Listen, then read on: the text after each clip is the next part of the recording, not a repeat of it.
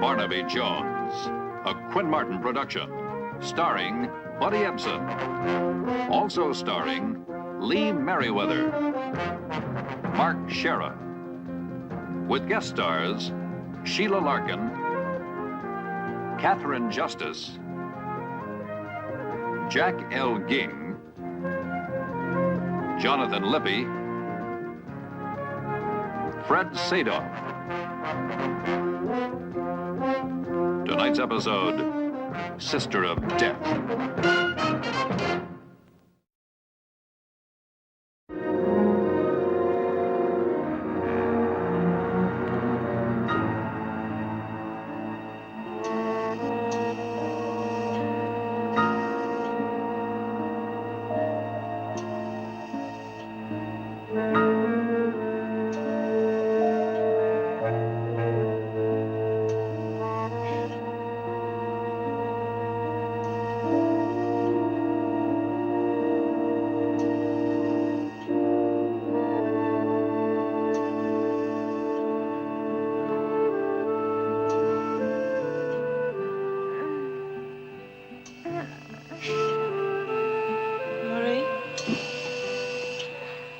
Marie, can you hear me? Marie, it's Terry.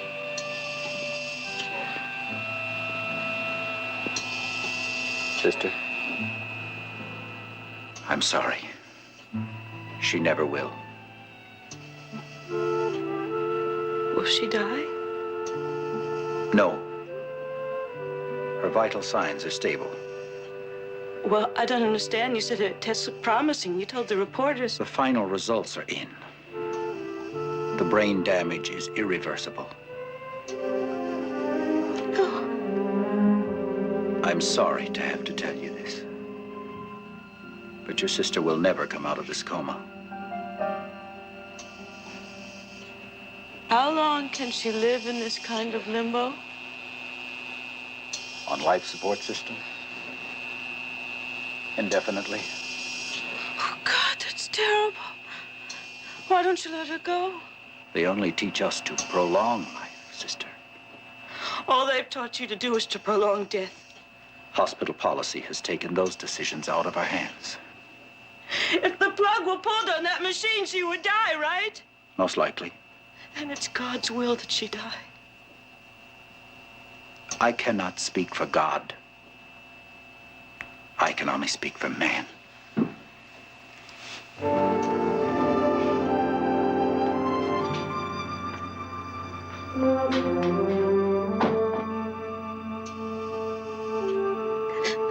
Oh, dear God.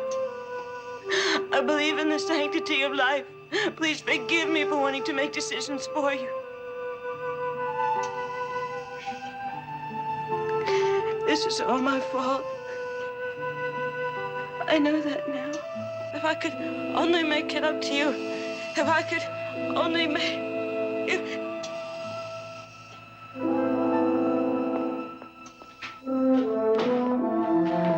Sister, I'm was so all my terribly fault. sorry. 4th floor west.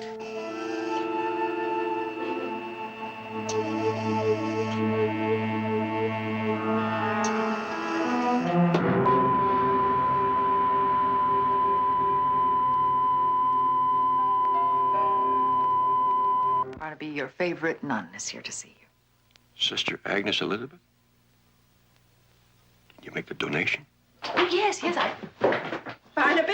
Sister Agnes, how are you? I'm I fine. haven't seen you since last month's bingo game. You're looking wonderful. Oh, it's an amazing fact of life, Barnaby. But you get younger every time I see you. Well, I'm sure it's your prayers that are doing it. Sit down and tell us what brings you here. What can we do for you? Well, I'll get right to the point. Barnaby, there's a most marvelous woman doing extraordinary work with troubled young girls.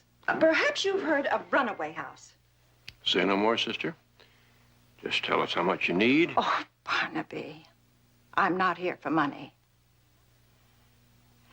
You must have read about the tragedy involving Marie Holcomb. It's been in all the papers. Oh, yes, the girl in Malibu.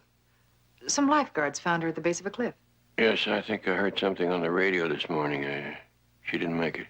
Because someone intentionally stopped the life support machine.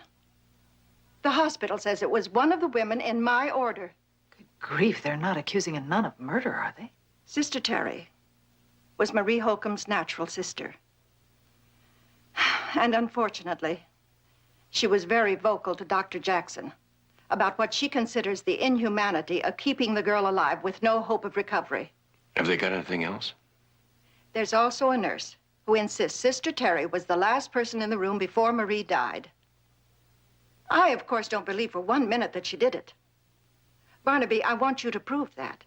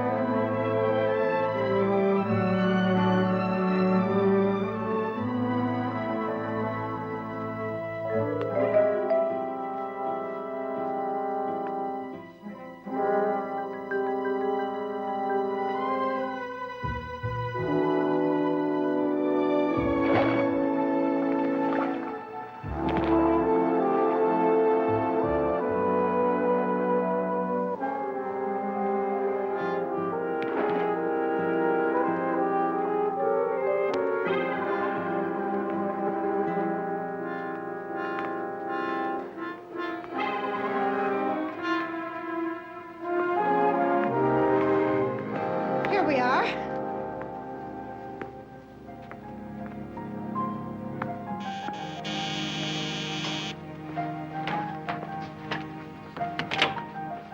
Sister Terry. Oh, please come in.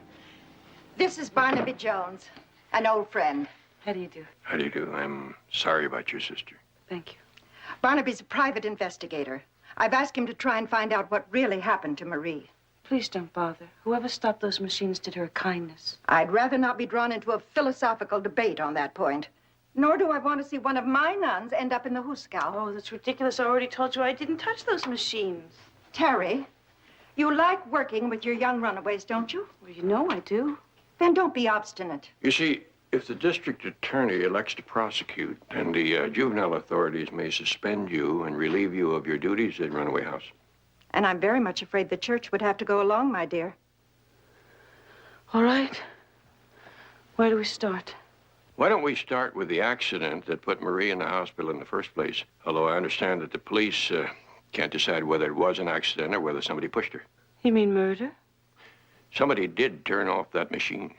And I'm wondering whether it wasn't somebody who was finishing up what they started in fear that Marie would recover and start pointing the finger. Oh, no. Did you know any of her friends? We went our separate ways. No. Where did she work? She said she was going to be a model. She said she was going to work for Mr. Fairmont or Fairfax or... Well, that's someplace to start. Thank you.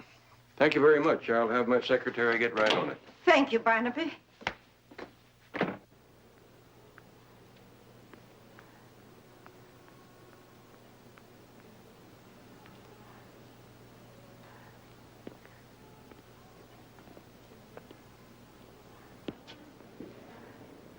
Something I can do for you? I'm the manager here.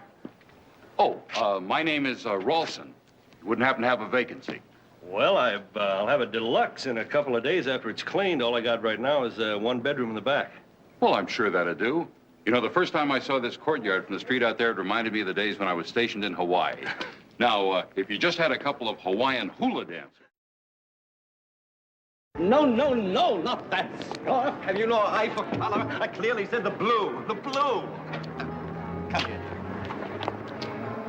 Freddie Fairfield? My name is Barnaby Jones. Please, I have no time for buyers before the show. Well, I'm not a buyer.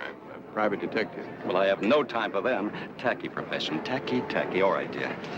I understand that Marie Holcomb used to work for you. Marie Holcomb. Oh, yes. I understand she moved on to that great fashion show in the sky. Poor dear. Was she supposed to work in this show? Oh, no. Marie left my employ over a year ago. I had no idea what happened to her until I read about it in the papers. It's all too distressing.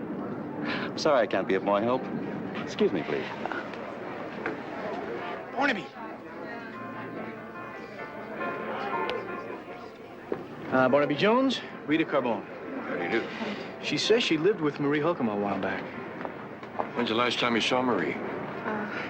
A month ago, I ran into her coming out of a restaurant in Beverly Hills. Look, we're rehearsing for a show. This is important, Miss Carbone. We're trying to get a line on everybody who saw Marie during the last few days of her life. Why don't you ask her fiancé? He could tell you a lot more than me. What do you mean, she was going to be married? Well, she was dropping a lot of love, cherish, and obey hints while the guy was getting the car out of the parking lot. Remember who the guy was? Hendricks, I think she said. Yeah, that's it, Dave Hendricks. And where might I find him? All Marie said was that he worked for some large computer company, I think. But Rita, you're keeping everybody waiting. Excuse me. Well, what do you think? Come on, come on. Take me off. I think you ought to stay and have lunch with the lady. Might be able to dig something up. Well, okay, but I'm a little short of cash. The buffet is free. And you are overdrawn at the bank and also in the petty cash drawer. If you find anything vital, give me a call.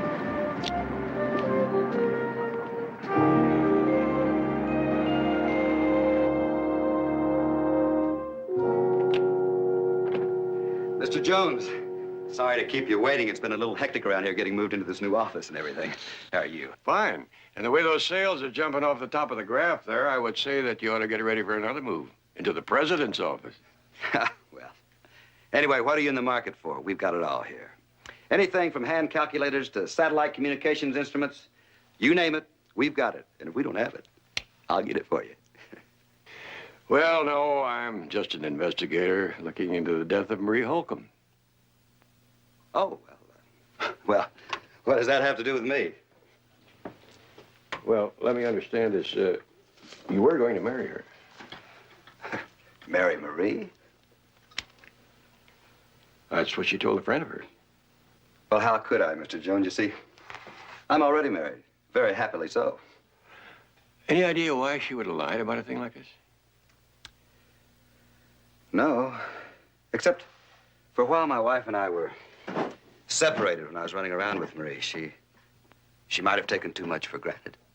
Could she have gotten the impression that you were going to get a divorce? No, that subject was never mentioned. You see, my boss, Mr. Jones, is a very conservative man. Divorce for me would be unthinkable. Very pretty lady. Smooth sailing to you both. It already is. As a matter of fact, these last 6 weeks have been the happiest of our marriage. 6 weeks? You were seen in Beverly Hills with Marie a month ago. Hey, I might have been seen with her, but it wasn't a date or anything. I bumped into her. I bought her a drink for old time's sake. That's all. Nothing to it. Well, are you sure that there was nothing to it as far as she was concerned? Jones, look, Marie and I had a thing for a while, but when it was over, it was over. Now, she might have... Well, what's the difference now anyway? None. Unless it turns out that she posed a threat to your future. In which case, there are people who might feel that you had a motive for doing something foolish. I didn't kill Marie. That nun did. That's what a lot of people think. Well, goodbye, Mr. Hendricks.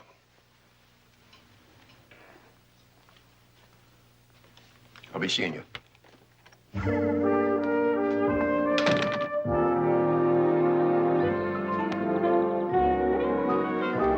Mr. T over there. Hi, Freddie. Suzanne. I got a trick you haven't met yet. Half sake, half champagne. She'll knock you out. Valley Hills Motor Lodge. She'll be right over. Don't forget, honey, you're booked for tonight, so don't make a romance out of it. Hey, you slumming or just looking in to see how your charm school graduates are doing? Don't be facetious. We've got trouble. You ever hear of Barnaby Jones? Sounds like an off-brand whiskey. He's a private detective digging into Marie Holcomb's death. Does she know anything about our business arrangement? I don't think so. Well, then relax. Don't buy trouble. How can I? I run a legitimate business. If it gets out I'm also supplying you with girls, that kind of publicity would ruin me. Stay cool, man. If Jones gets too close, I'll take care of him. Count on it. You better. Because you'll find yourself in the gutter with me if Jones ever connects on the fact that our nun's sister was one of your best hookers.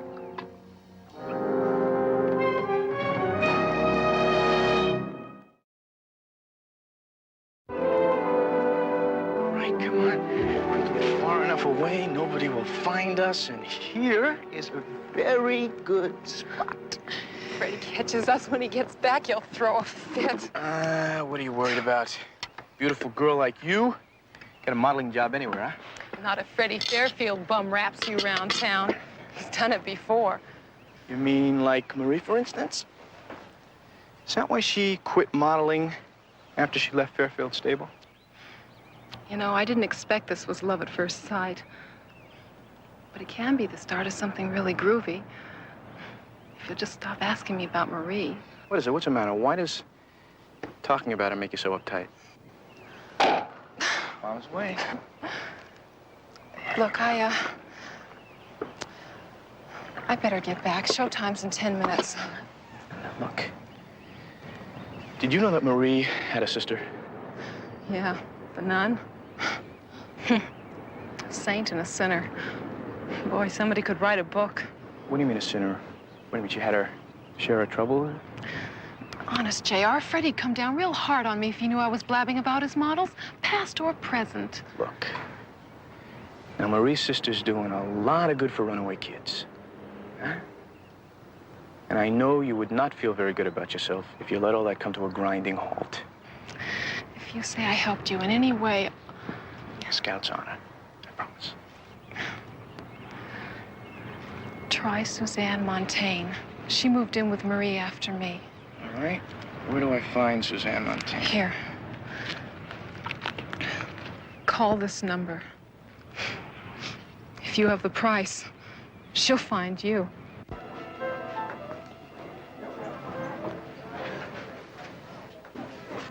Got your message. You said you got a hot lead. Yeah, I didn't mean to quite put it that way, but Marie's ex-roommate, after she moved out on Rita, I called her, made an appointment for 2:30. Oh, it's 2:30 now. Hadn't we better go? No, gonna meet her here. Here? Jedediah, I don't think you're aware that your expense account is bursting at the seams. Yeah, well, I meant to talk to you about that, Barnaby. This is gonna cost about $100. $100? Yeah, it's what they call the going rate. Going rate for what? Come on, Barnaby, you know what I'm talking about.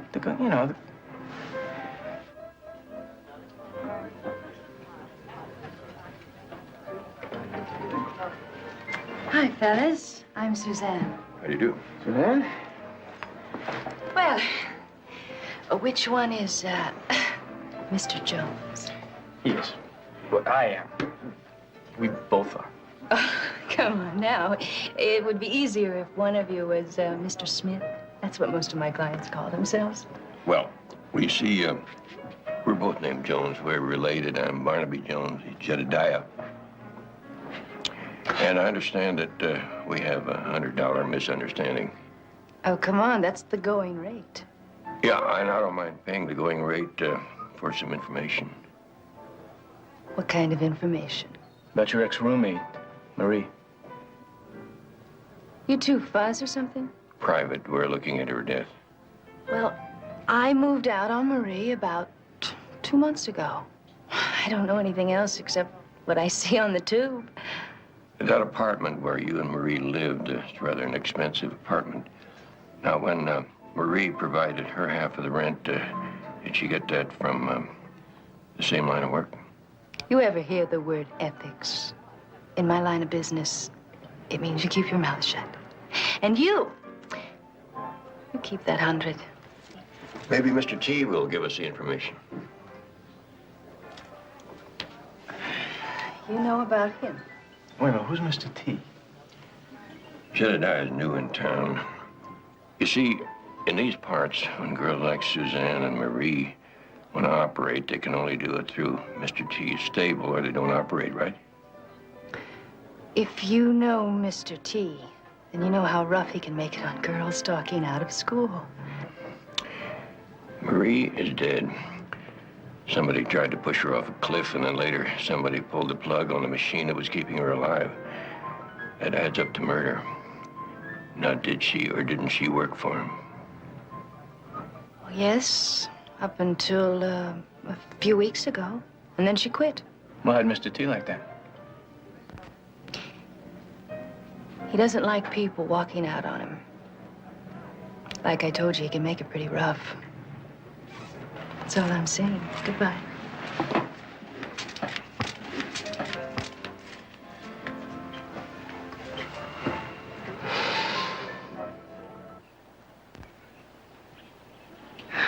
Man, they figure a guy can get all this talent under one roof, huh?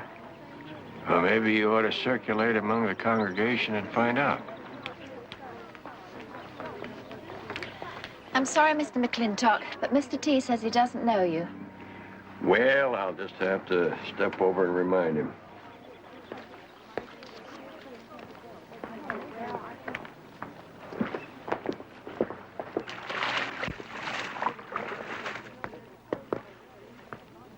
Like I told the maid, I don't know no McClintock from Dallas.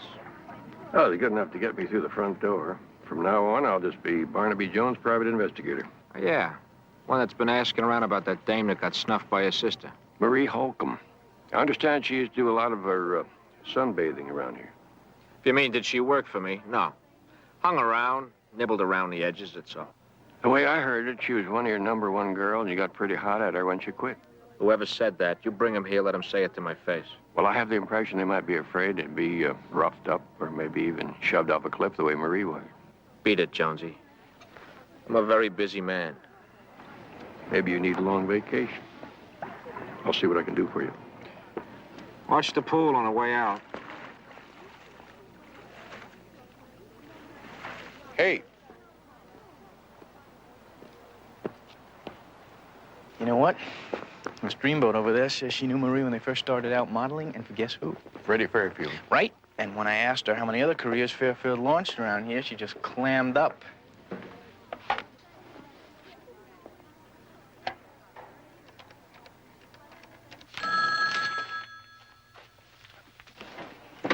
Hello? Listen to me, you crumb. If I take heat, I ain't taking it alone. Hey, wait a minute. What are you talking about? Don't play games, sucker. Barnaby Jones was just here. You think I put him on to you? Nobody else would have the guts to try to tie me to Marie. I didn't do it, I swear. Hear me, pal, hear me good. If I go down, I don't go down alone. Just some household bills and some personal mail dating back a few years. Nothing to indicate who she saw or what she was doing those last few days. Well, what she was doing is no longer a mystery anyway. Barnaby, how do we tell Sister Terry that Marie was a prostitute? Well, I think it's far better she learned it from me than by reading it in the newspaper. Call the convent. Tell them I'm coming over. Oh, she's not there. She went back to Marie's to pack up a few things. And the phone service there's been cut off. Want to drive you over? No, thanks. I think it's better that I saw her alone.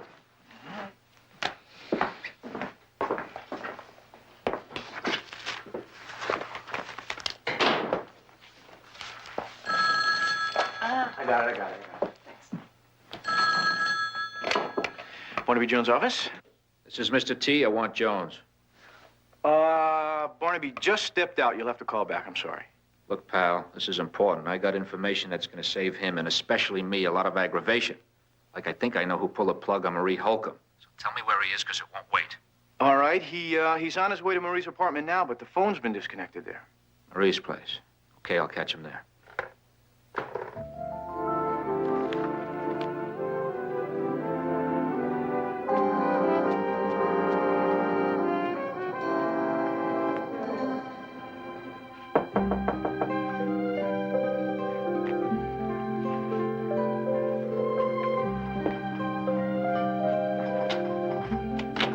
Yes? Tell Jones Mr. T is here. Mr. Jones isn't here. Well, then he's on his way. So, come on, open up. Well, honey, I was a friend of Marie's. I'd rather you wait outside there. Come on, honey, he's on his way over. Please. Just step inside. I won't cause Please.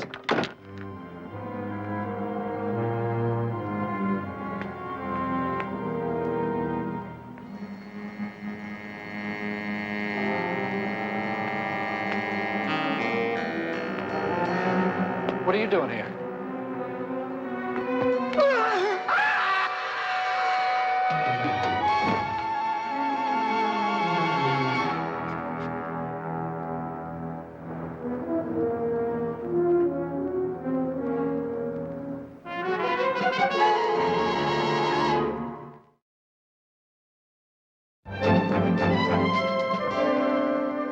Lieutenant, you don't seem to believe what I'm saying. What earthly reason would I have to harm this man?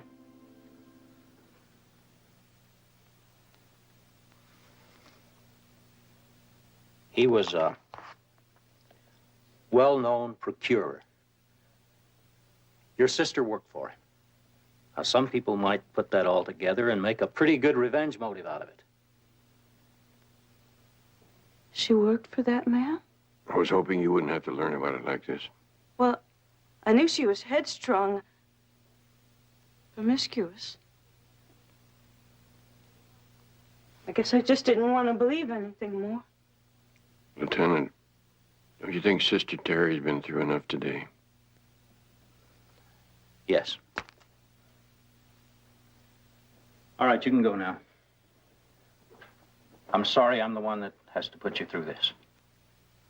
Well, I'll be at the convent if you need me.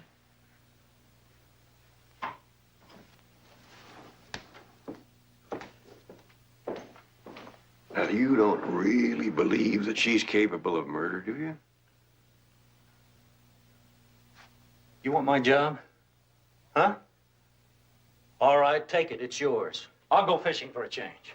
Just because the apartment manager saw her at the top of the stairs when Mr. T fell down doesn't prove that she pushed him. No.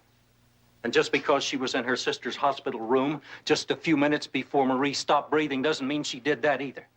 But it sure raises an itch that needs scratching, as you would say. Maybe you ought to go away for a while. Go fishing. Might cure your itch.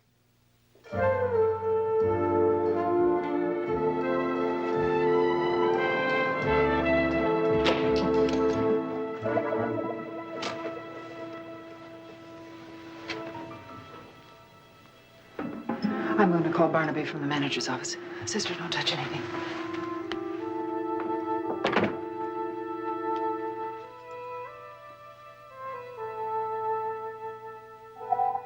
Well, whoever tore this place up sure wanted something bad. Someone's still striking out at her. Question is who? And what did they want? No use taking inventory now. Except for a couple of personal items. I guess I'll just have the truck from the runaway house come and pick everything up. Sister, was Marie a great deal taller than you? Oh, about an inch or so. Why? Where this mirror's hung. Betty, why would a girl hang a mirror 5 or 6 inches higher than she stood? No reason that I can think of.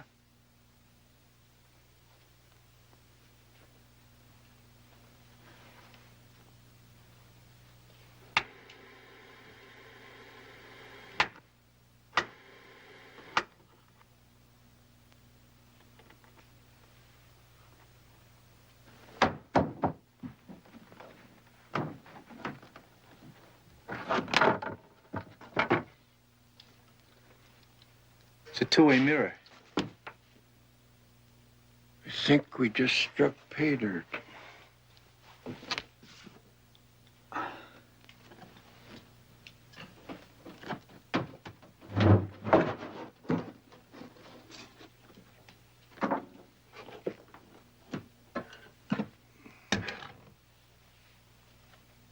Hidden camera. A videotape recorder. empty. The way it was angled, it was aimed right at the bed. Remote control device. Blackmail. I don't think I can handle much more of this. I'm sorry, sister. Maybe Betty should take you home. Yes. No, it's... I want to know. Betty, you check this for serial number, see if there's a registered owner.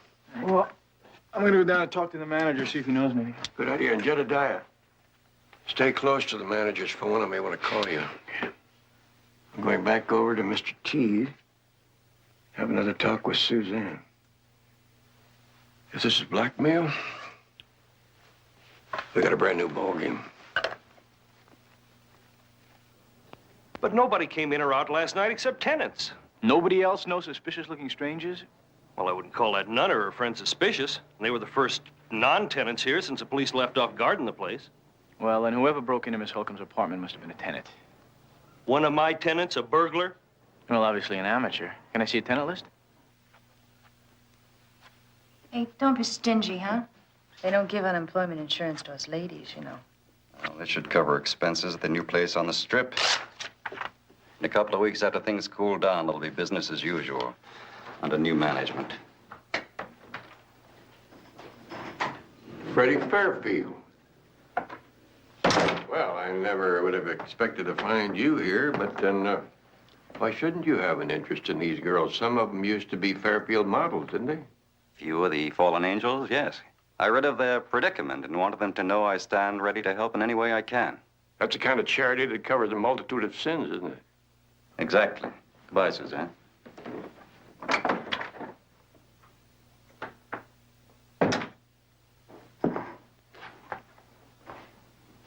You drop in here often? Not as often as you. The possibility arises that Marie's and Mr. T's deaths were mixed up in a blackmail operation. Do you know anything about that? Sometimes things get a little kinky around here, but that's as far as it goes. It might clear things up if I knew exactly where Mr. Fairfield fits in around here. I don't mean his supplying girls for Mr. T. It's more serious than that. You hear that? The only thing I consider serious is when it stops ringing. Hello. It's for you.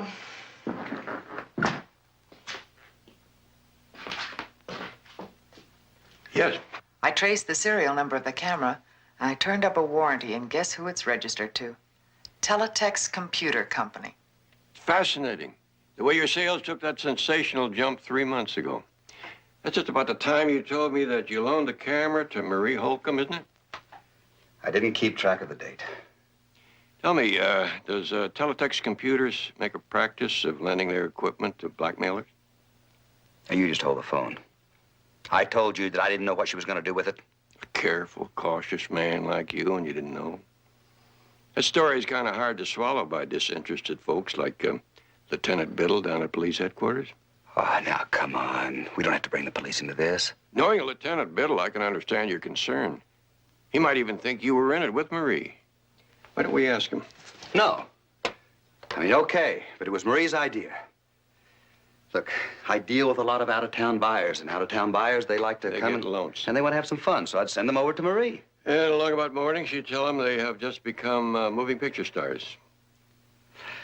Look, Mr. Jones, can we just keep the police out of this, please? No. But you can make it a lot easier on yourself by demonstrating that you're willing to be cooperative. How? By telling me the names of everyone you and Marie shook down. You have a nice flight now, Mr. Olson. Right.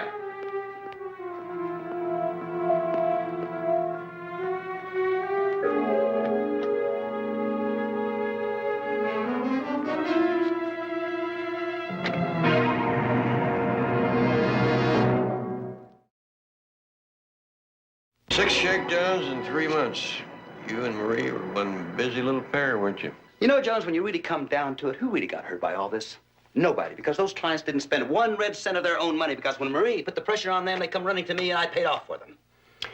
Yes, but the payoffs weren't nearly as much as the commissions that you were extracting from your buyers by persuading them to buy 2 and 3 times as much merchandise as their firms needed.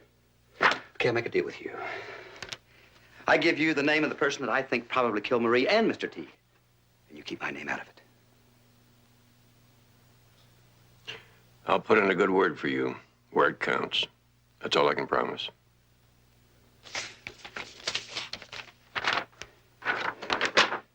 John Kevin Clausen, Colonel, U.S. Air Force Procurement. Sounds like it could be a federal case. Wouldn't even make a drop in the defense budget. Yeah, I know. Nobody hurt but us taxpayers. Why him in particular? Well, this is the way it comes down. I sign a big contract. I pay off Marie. Marie gives the client the tape. But Marie... Sweet, greedy Marie, she started making extra copies of the tapes. And she gave the colonel the old double squeeze. Hey, as a matter of fact, the day before her accident, Clausen called here and said he wasn't going to let her get away with it anymore because if he did, she'd be blackmailing him forever. Call for you. Thank you.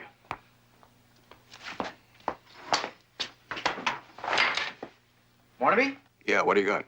All right. The police didn't allow any strangers in or out until they were called off this morning, which means that the ransacker was probably one of the tenants. Find out if one of them is named Colonel John Kevin Clausen. All right, wait a minute. I got a list right here. No. You sure? All right, I got a Jake Rawlson. You think he might be using an alias that sounds like Clausen? Could be. Is Rawlson a military man? Well, he didn't talk much, except he did say something about being stationed in Hawaii. Clausen from Hawaii? Used to be head of procurement at Hickam Field, Honolulu. Sounds like it could be our man. Terrific. He's gone. Took a cab to the airport a little while ago. My mother was the same way. Whenever we moved to a new apartment, she felt obligated to leave the old one the way she found it. Not much of an epitaph for a sister, is it? Come on, have some coffee.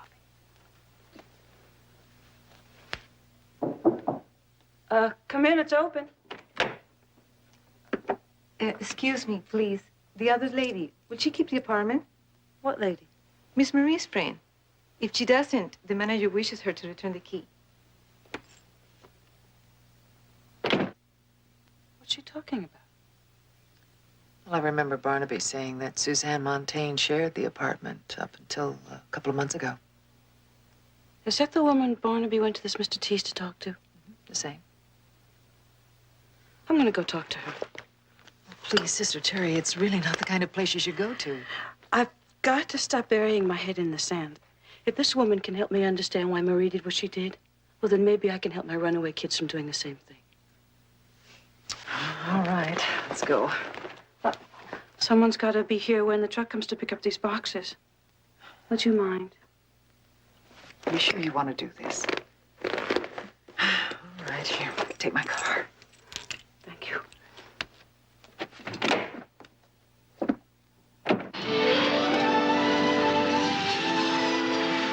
All right, I'll call you as soon as I get in. Bye. There he is, Colonel Clausen. Oh, what can I... The name's Rawlson. I'm afraid you've got the wrong man. Clausen, Rawlson. What name were you using the night Marie fell off the cliff? Who are you, anyway?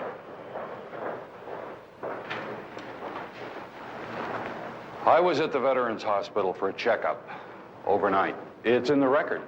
Well, now, being a non-veteran myself, Colonel, I know that a man can easily slip out of a hospital for a couple of hours if he wants to, bed, no? Or to go through a dead girl's apartment looking for a piece of videotape. Damn it, if you know that much, you must know that the Air Force is my life. This could stir up a congressional investigation and ruin my whole career if that tape falls into the wrong hands. What do you mean, if that videotape falls in wrong hands? Did you find a copy in Marie's apartment? Well, if I did, I wouldn't be flying home to sit by the phone and wait for her partner to name her price. Her? A woman? Well, who is it? What's her name? Red is the only name Marie called her by. A redhead. And she was there when you got to the apartment? Yeah, I got the impression that she lived there or used to. Well, we certainly know somebody who fits that description. We sure do.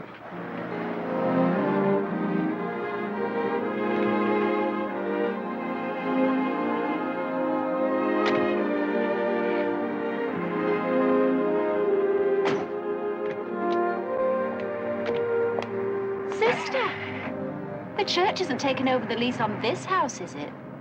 No, I'm looking for Suzanne Montaigne. Well, if she's still here, upstairs, second door on the left. Thank you. Clausen, that's right. Look, how many Colonel John K. Clausens do you think there are? Look, I'm sick and tired of getting the runaround. Now, I was told he was due back there in Washington 4 days ago. All right. Now, you tell the Colonel for me that the next time I call, he better be in, or else some very interesting tape will turn up in embarrassing places. That's right, videotape. He'll know what I mean. Who the hell are you? Marie's sister. Those tapes you were talking about, she's in them, isn't she? Hey, look, everybody's got to be out of here by 2 o'clock. I knew she couldn't have thought up a blackmail scheme like that by herself. Someone like you would have to put her up to it. Honey, don't kid yourself. It was her idea all the way. And then when we got ready to really make it pay off, she got cold feet. I remember now. The hospital. When I went to see Marie before she died. You were in the lobby. No, I was doing something else. I had a trick that night. Yes, you were. Why are you lying? You stopped those machines. You killed her. Oh, you're just like Marie. You don't know when to shut up.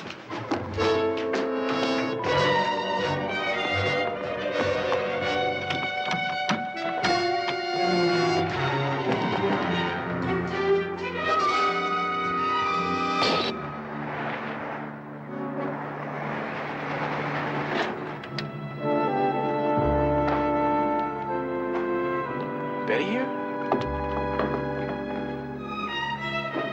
It's her license. All of a sudden, it's very quiet around here.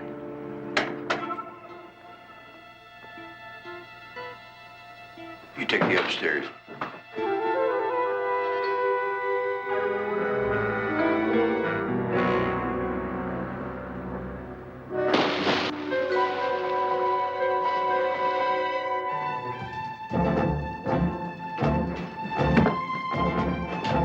Barnaby, the pool!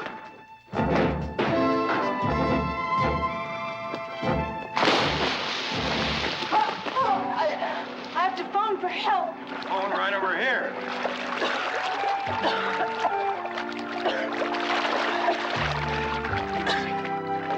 Is she all right?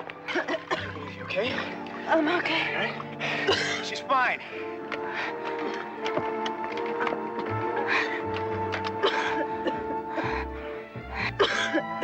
Lieutenant Biddle, please. This is Barnaby Jones. When he comes in, tell him I'm holding a prisoner for him.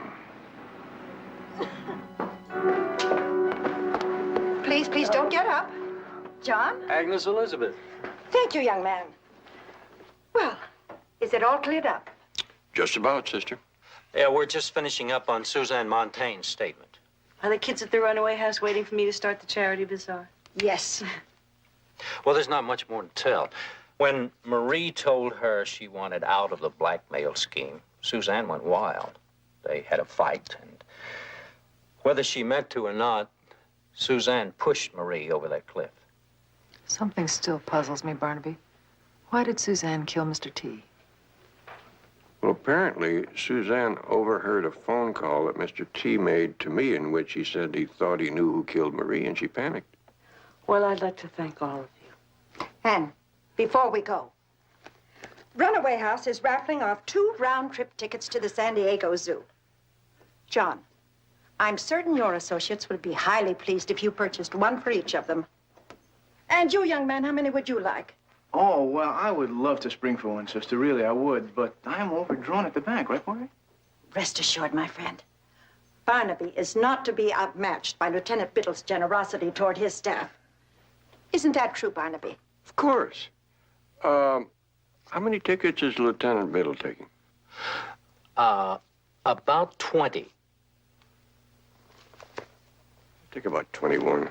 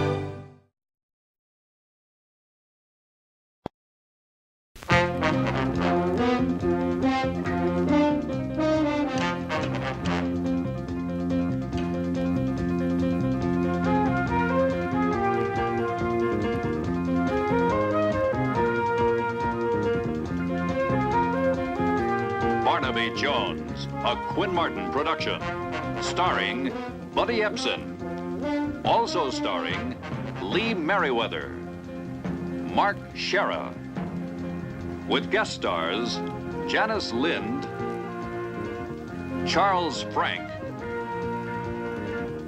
Robert Ito, special guest star Don Gordon. Tonight's episode, The Fatal Dive.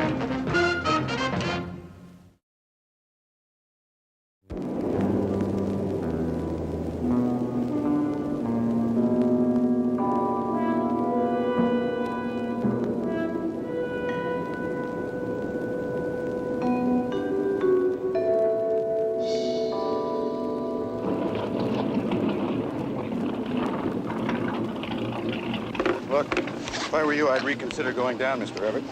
What you're paying me for anyway, so why don't you stay up? Just let me make the decisions, Hanson. If we're this close, we can save a lot of time dividing the search area between us. That is, of course, we're close if you're certain about what you spotted yesterday. I know what I saw, all right. If I hadn't run out of air, I could have kept looking and probably hit the jackpot. Damn close now. Close. It's about time after 6 months. And where do you think you're going? In this outfit? Cocktails and dinner, can't you tell? Jeff? Here, let's get you zipped up. Thanks. You didn't tell me you were planning on going diving. You didn't ask. You two lovebirds can work this out between yourselves. I'll see you topside in half an hour.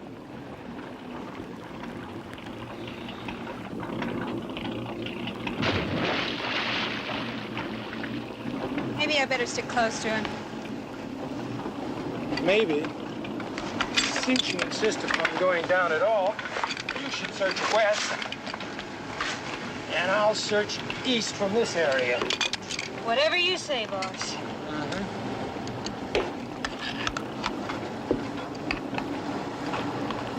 You know, I woke up last night. You were gone. Where were you? Went for a walk on the beach. For 3 hours? That's right. Now, why don't you relax? That's supposed to be the point of this sport. Nice, calm, serene waters.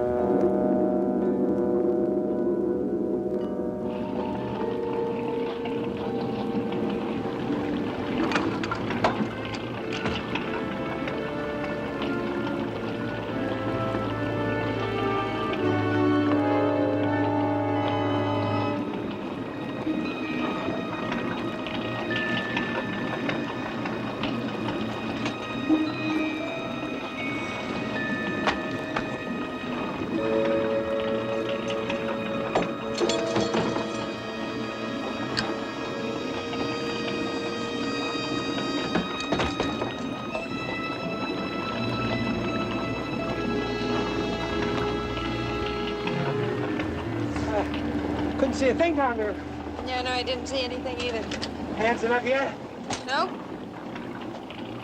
Oh, he's been down about 30 minutes. If he doesn't come up soon, It's Jeff. Oh, my God.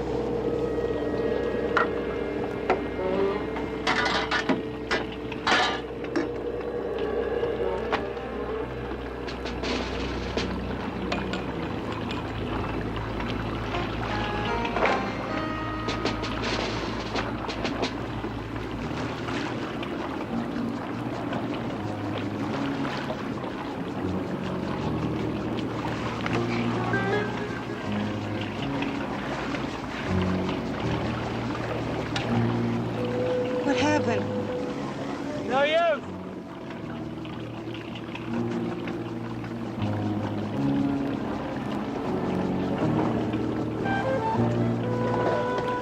So close, so close! And that stupid ass gets himself killed and jeopardizes everything. Listen, we can't let anybody know this happened here. We can't afford to let anybody pinpoint that this was the place where he was drowned. You got it? All right. Okay. You understand?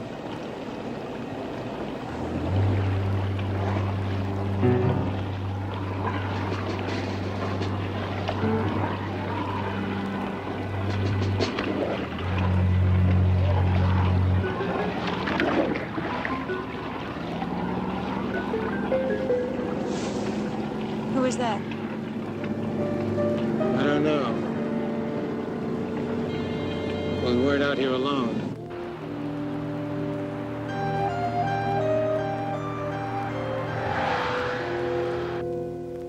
Mr. Jones, the Trident Club's pooled the money we'd have spent on a drunken wake for Jeff to hire you. And we're convinced that Jeff's death wasn't any accident. Well, the Sheriff's Department at Watkins Landing and Harbor Patrol both had a lot of experience with cases like this. They're both calling it an accident. Jeff wasn't just a weekend diver like the rest of us. He was a professional, an ex-Navy frogman. He personally taught all of us. Another thing, the head wound. The coroner's report theorizes that he hit his head on a rock. A lump the size of an egg?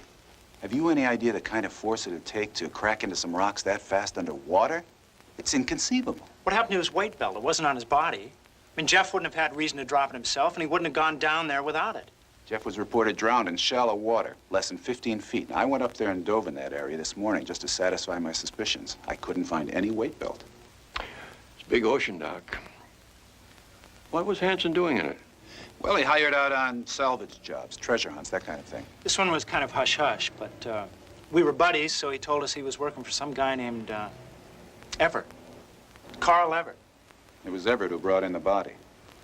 Look, with or without your help, Mr. Jones, we're getting into this thing. I'm going back up to Watkins Landing myself tomorrow. Well, maybe I'll take a run up there with you. Good. And I'll be available if you need me to do any diving. Thanks. Oh, that may not be necessary. My new young assistant from Chicago is well into that sport. He's even what you fellas call... Certified. That's it, certified.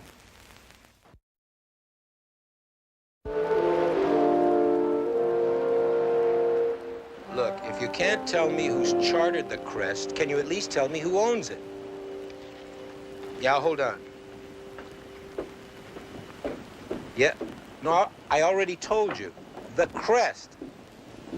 Here's a search warrant.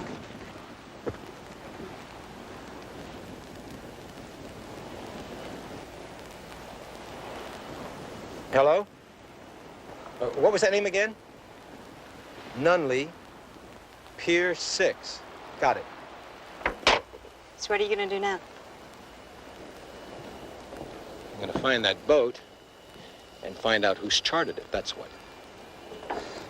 Look, the police bought your story of recovering Hanson's body not far offshore, so why don't you just lay low for the time being, all right? Because whoever was out on that boat could pinpoint our location. But more importantly, what was he doing out there in the first place, huh? Could be a coincidence. Could be our secrets out. There could have been a diver on that boat. Whatever you said. Hey. Come on. Both our futures are lying in the bottom of that ocean, baby. Yeah, well, you say that, but you still won't let me in on exactly what the big treasure is. Ah, then it wouldn't be a surprise. You think I'd waste my time diving for nickels? That thought alone should keep you warm at night. Huh? Now, what do you say? Are you with me in this or not? I want what you want. Yeah, I'm with you. That's my girl. Now I'm going into town. I'm going to find that boat.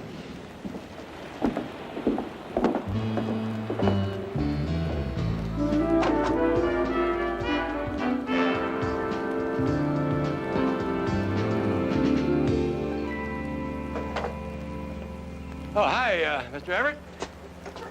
Hi, yes. Hi, I'm Barnaby Jones. This is my assistant, Jedediah. J.R. What can I do for you, Mr. Jones? I'm a private investigator. I'm looking into the death of Jeff Hansen. I thought you wouldn't mind answering a few questions. What kind of questions? You said in your report that you found the body floating in water that was only 15 feet deep. I'm Elise Caldwell, Mr. Everett's assistant.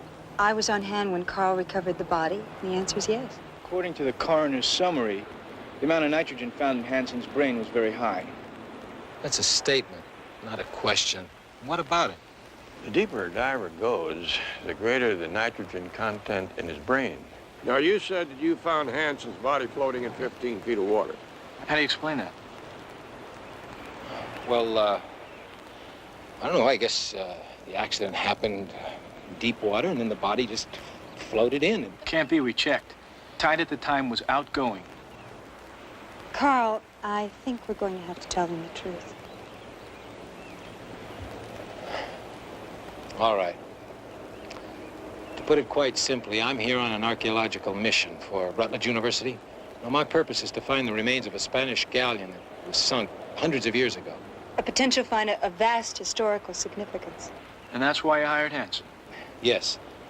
So you can see why we don't want any publicity on where the accident took place. Because, well, it'll just attract a lot of amateur treasure seekers. Now, I hope I can trust in your discretion to keep this confidential, Mr. Jones. Well, that depends. It depends on what? On whether Mr. Hansen's death was accidental or murder. I'll be talking to you again, Mr. Everett. Come along, Jedediah.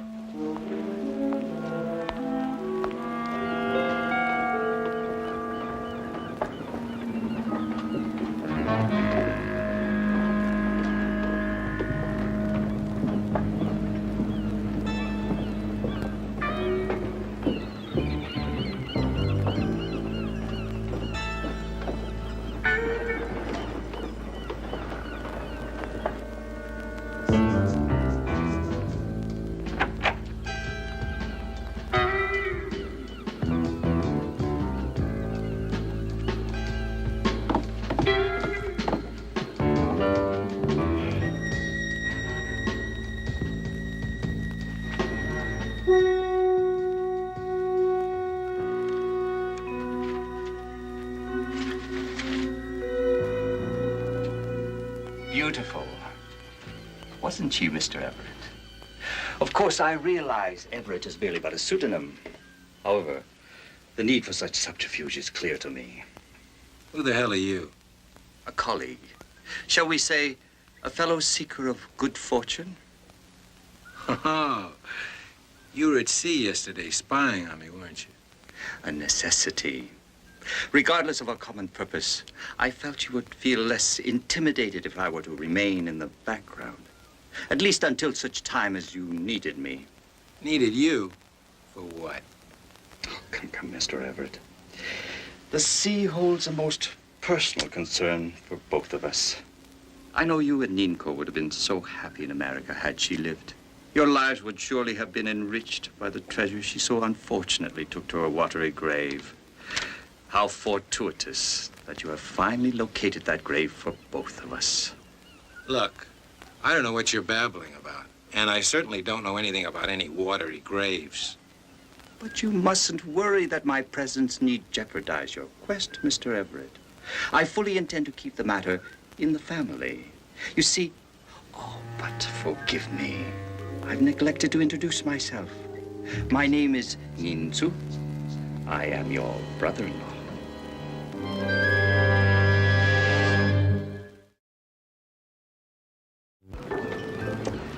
Let me tell you, Barnaby, I'm the first to defend the sport of treasure hunting. The California coastline is literally a graveyard of sunken wrecks. Yeah, it sounded like it'd be a lot of fun to explore. Mm-hmm. And I'd be lying if I didn't admit to the thrill of possibly locating some treasure of enormous value. Of course, 99 out of 100 treasure hunts turn out to be nothing more than a waste of time, finances, and energy. But try telling that to people like this Everett. With them, it's a sickness. It's called greed.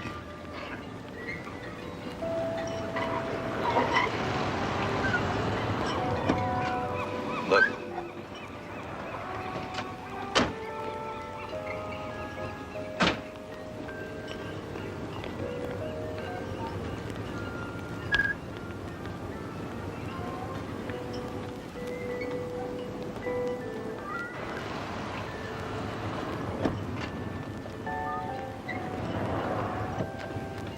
I had Jedediah tail him, just in case he got the notion of picking up another boat and going to sea.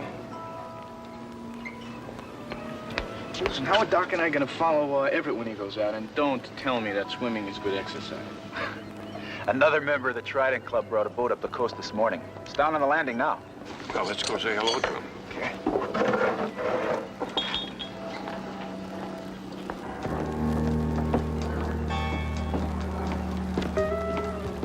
Good morning, Mr. Everett. It seemed like such a nice day for a cruise. All right, cut the routine in. We're past that. Very well. I've decided to accompany you on the expedition today. That wasn't part of the deal. What deal? Who's this guy? I'm afraid I must insist on coming along, Mr. Everett. I happen to be an expert diver, and 3 people can search more efficiently than 2. Need I remind you of the undesired alternative to turning me down? All right. All right, let's get underway. Wait a minute. Are you going to tell me what this thing is all about? When I want to hear from you, I'll say so.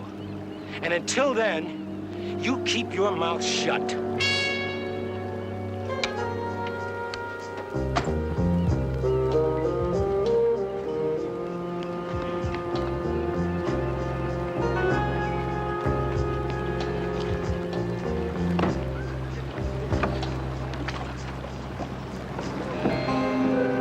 How'd she handle for you, Tony? Like a breeze, Doc. Little chop around Point Doom, but nothing I couldn't handle. You know my assistant, Jedediah Jones? We've met. How are you? Fine. Barnaby? And my daughter-in-law, Betty. Betty, this is Doc Porter. Hello. Hi there. And Tony Chaff, newest member of the Tridents. He also works at the diving school. Hi. Larry's holding down the fort while I'm gone. well, Betty, you're just in the nick of time. Did you run that check on Carl Everett? He's bona fide, Barnaby. He's one of the associate directors of the Historical Society of Rutledge University. Well, it's back to square one, huh, Barnaby? One thing, though, I just finished talking to Professor Everett in his office in La Jolla, and he has never heard of Watkins Landing. Well, Betty, that piece of information was worth a personal trip. Good. House rented, car rented, boat rented, all paid for with cash, so that the bogus Everett wouldn't leave any clues as to his identity. He's not exactly the master imposter, though, is he? There goes the little G. Don't follow her too closely. They'll have a sharp lookout and they'll spook easy. We'll be careful. We'll see you later.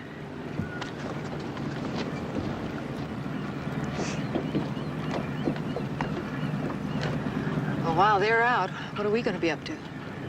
I think we'll do some fishing. Fishing? Yeah, for answers at Carl Everett's beach house.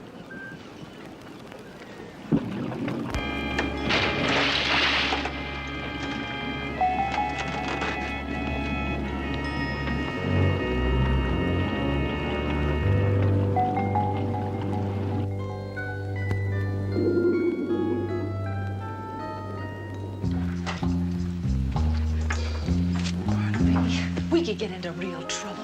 This is breaking and entering. Who's breaking? We're just entering.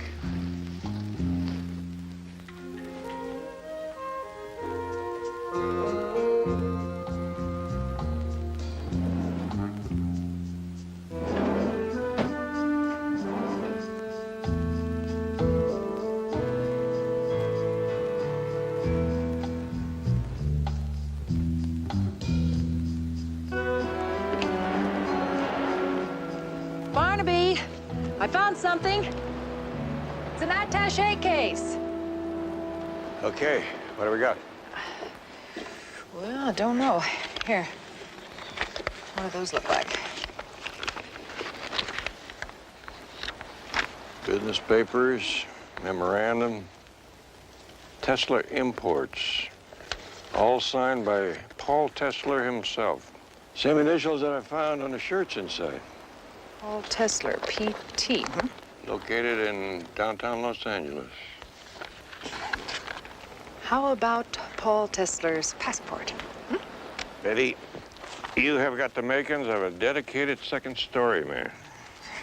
Everett is Paul Tesla, all right. Lots of globe girdling, which is what you might expect from an import-export operator.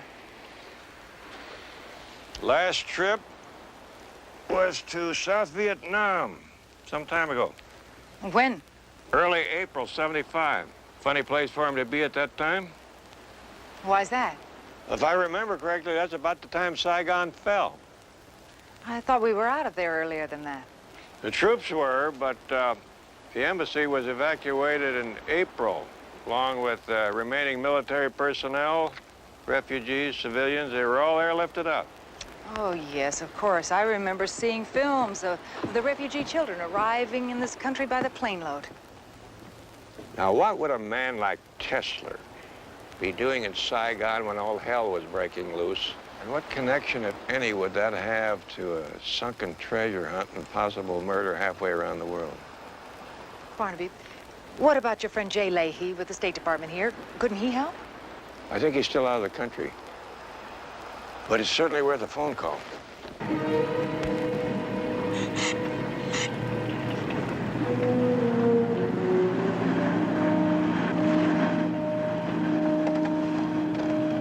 We've got company.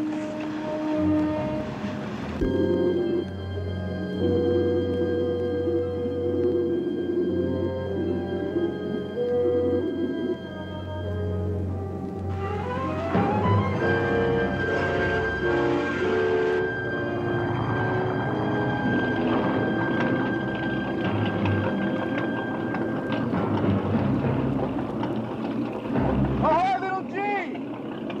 How's the fishing in these waters? I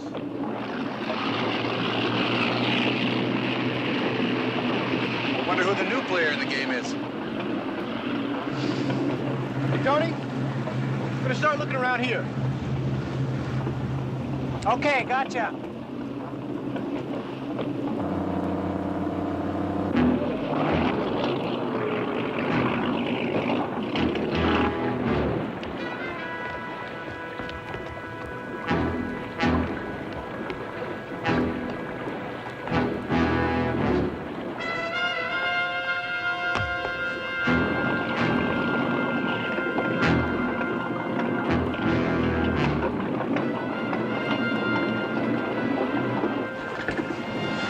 They're too close, damn it, if Carl surfaces. I'll go down, try to locate him. Warn him if I can.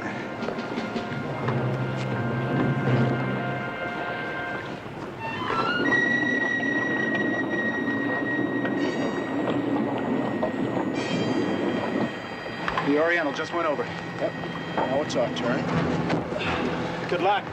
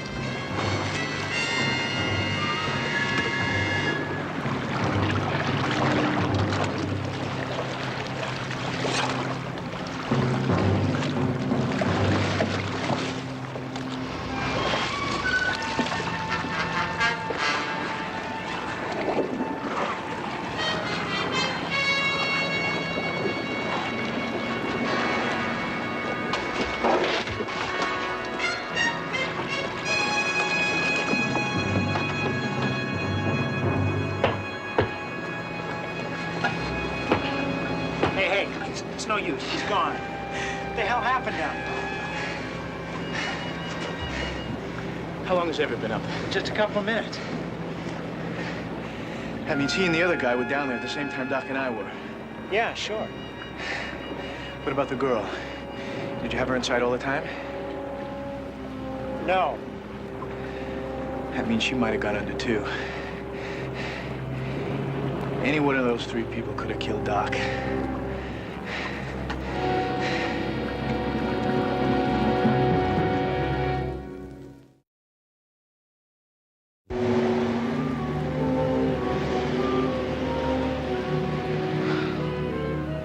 Well, can you or can't you admit to actually witnessing an underwater attack on Dr. Porter? Well, no, but come on. 2 accidental scuba drownings within days. Both victims were expert divers. Now, you can't tell me you're just going to write this off as another act of God. Well, the idea doesn't exactly wash with me either. Sheriff, if you're building up to some kind of accusation, you better be standing on firm ground. You're right, Mr. Everett. There's no proof of homicide. But I can promise you our department is going to be launching an intensive investigation into this. I'm betting that the autopsy will show that Porter's brain had roughly the same amount of nitrogen in it that Hansen's was found to have. Tie that in with Jedediah finding the weight belt, and it could indicate that Hansen was killed when he was down there poking around in the same area. Poking around for what? Now, you said you found nothing of any significance down there? That's what I said, yeah. Will that be all, Sheriff? You're free to go.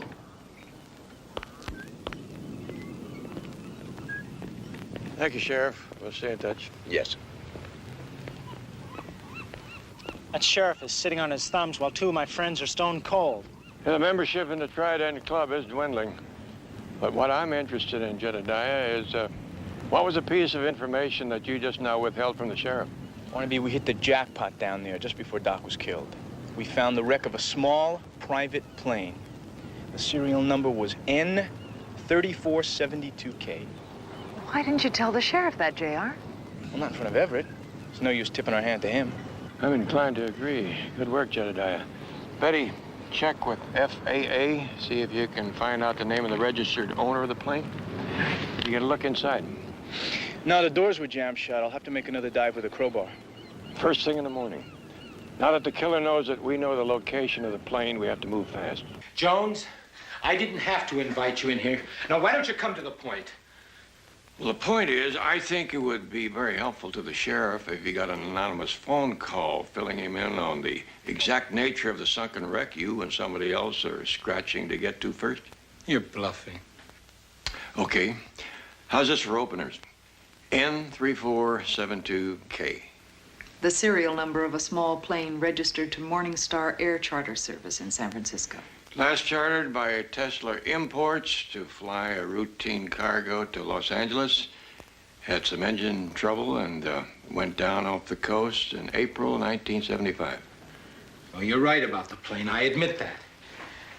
But what I lost aboard that plane was something of a highly personal nature. Something you arranged to have brought in from Saigon when you were there earlier that month? Okay, all right. The truth. My wife was on board that plane. You never told me you were married.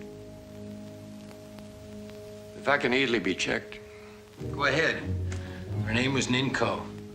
Our marriage was legally sanctioned by both governments. All I wanted, all I've ever wanted since that plane went down was to recover her body and to give her a decent and honorable funeral. Is that what the gentleman from Vietnam wanted also? Yes, he's Ninko's brother. I swear to you, there's nothing more of value on that plane. Do you mean to tell me that I have been hanging in all this time for this and nothing? Look, I couldn't. You couldn't tell me, of course, because you knew I'd do exactly what I'm doing. Splitting. Elise. Look, I have nothing more to say to you, Mr. Jones. Will you please excuse me? Do you believe him, Barnaby? I believe some of it, not all of it. What part don't you believe? The part about there being nothing of value on the plane. Our Mr. Tesler is not the sentimental, grieving widower. What about the State Department, Jay Leahy? Oh, his office said he won't be back until tomorrow morning. I hope we can come up with something. Jedediah's got to dive again in the morning. And up to now, these have not been friendly waters.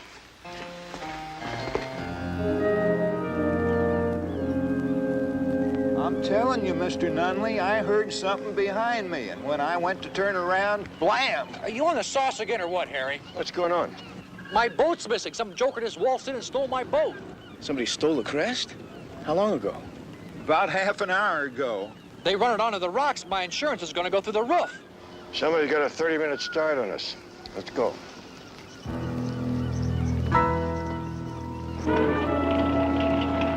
Looks like a ghost ship. Yeah. Whoever stole it's probably down there now. Better hurry up. I didn't count on this. Guess what we better do is call the Coast Guard and stand by until our mystery guest returns. We don't know what they're doing or what they're hiding down there. We can't afford to sit this one out. Jedediah!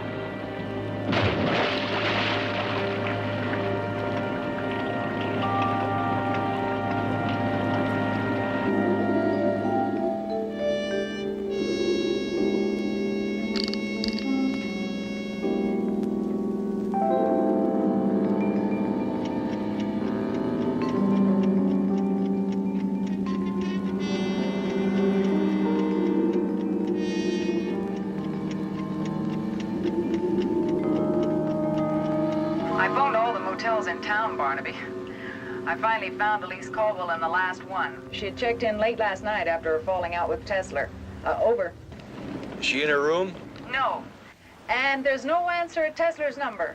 And I haven't been able to track down Ning too either. Sorry. Over.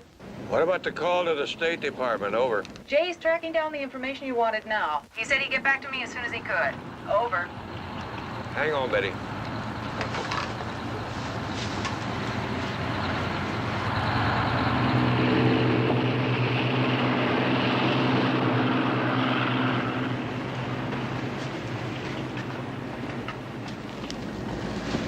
Betty? Call the Coast Guard again.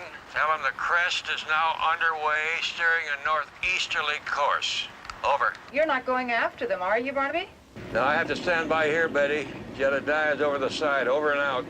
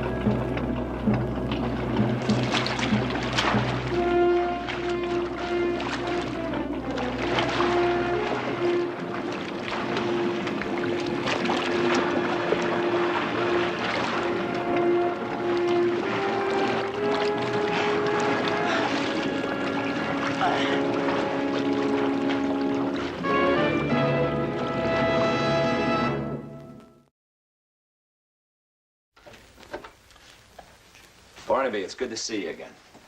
Have a seat. I've been trying to return Betty's call. Well, that's good news, Jay. I hope you got something for me. I do. Paul Tesler's stated purpose for entering South Vietnam in April '75. He applied for and received marriage permit and citizenship papers for his bride. I have good reason for remembering the case very well. The woman was something of a celebrity, an actress. Her name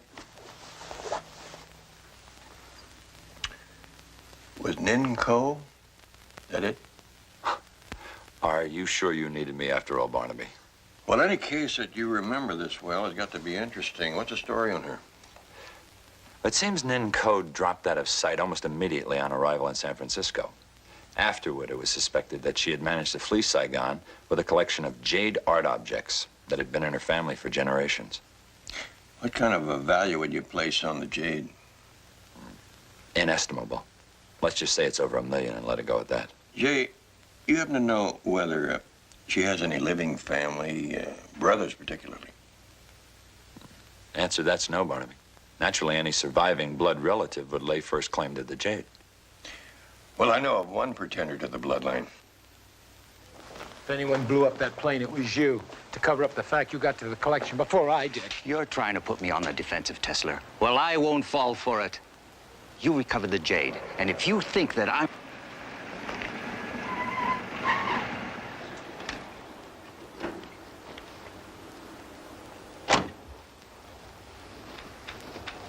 Mr. Tesler, I assume that you have learned of the events of this morning? Yeah, I heard about it. How's your younger sister?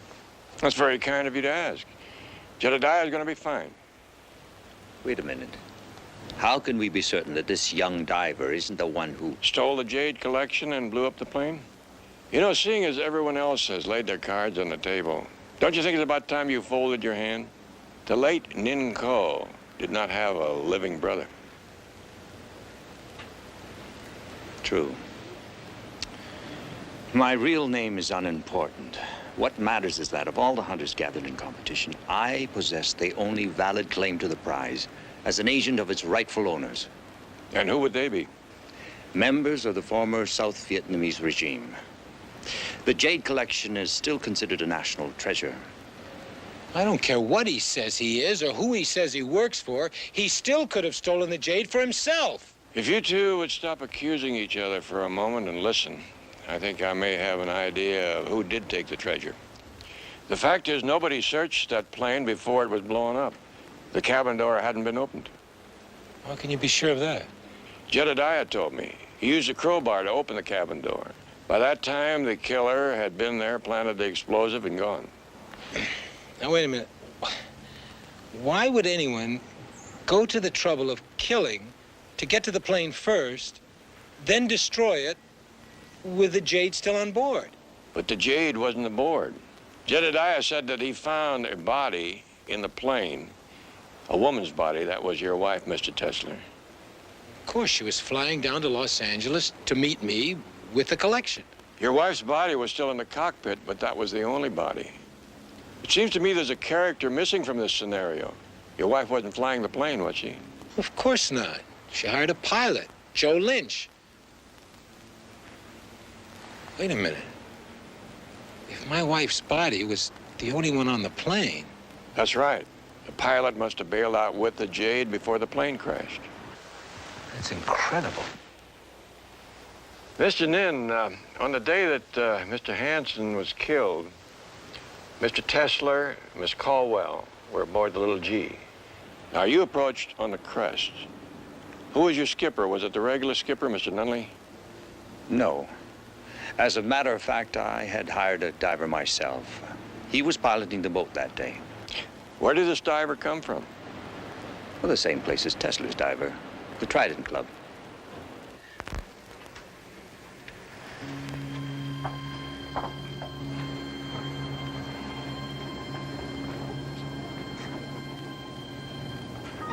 Miss Caldwell. What a surprise. What are you doing? I want it, Jeff. What are you talking about? Go on, don't play games with me. I've had enough from you and the Paul Teslers all my life. Now it's my turn. I still don't know what the treasure is, but I know you got it. What makes you think that I've got it? I saw you put on scuba gear and slip into the water yesterday. I was on the other boat, remember? Funny, you didn't mention that to the sheriff back at the landing after the second diver had been killed. Now, I want what I came for. Okay, maybe we could come to some kind of agreement. Can't we, split this thing 50-50? I mean, there's more than enough to go around. No. Afraid it's all gone, Miss Calden. You see Mr. Lynch here, right? Piloted the airplane, stole the treasure, and that was some time ago. So I'm afraid by now it's all been converted to cash and spent, am I right?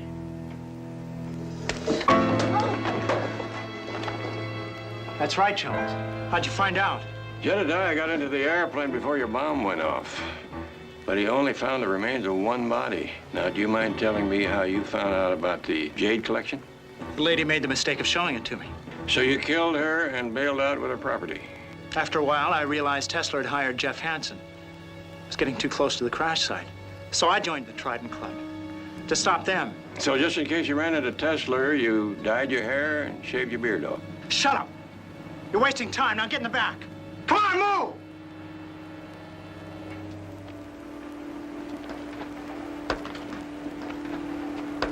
Get your hands up!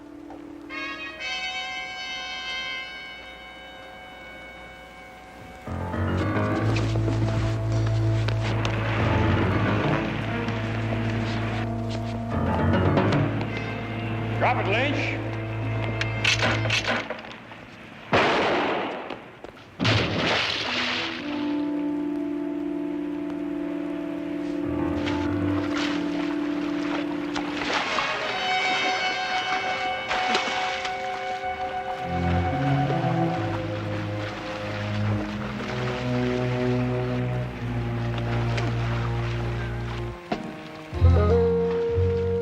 You know something? I think this is the biggest fish I ever caught.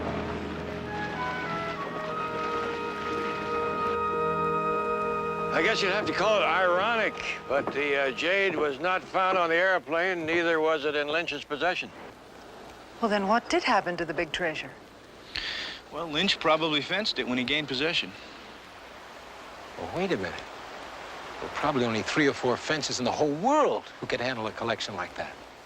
Need I remind you, Tesla, that if anyone is to track down the jade, it will be me, on behalf of its rightful owners. Well, right now, I'd say the collection had no rightful owner.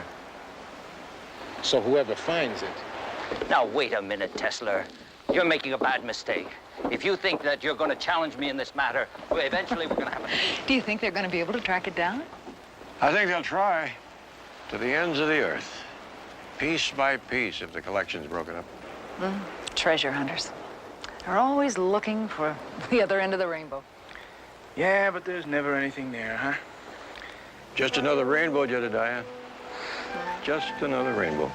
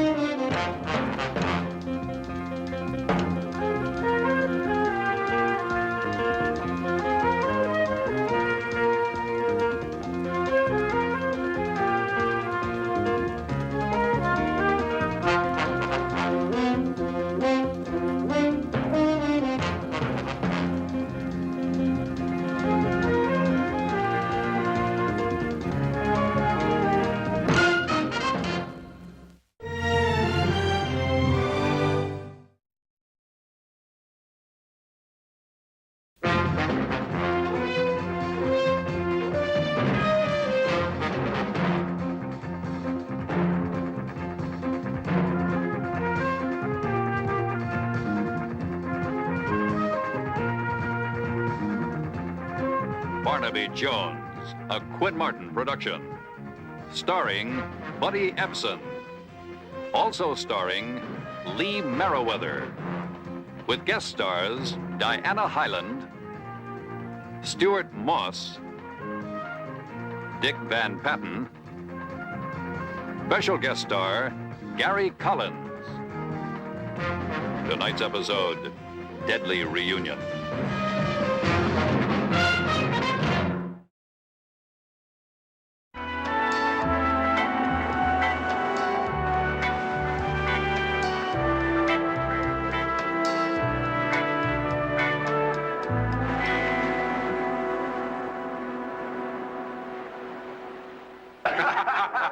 All right, that's enough. Don't rub it in.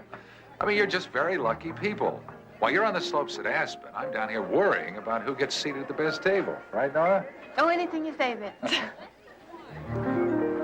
Listen, everybody, listen. Now, hold it down, will you, please?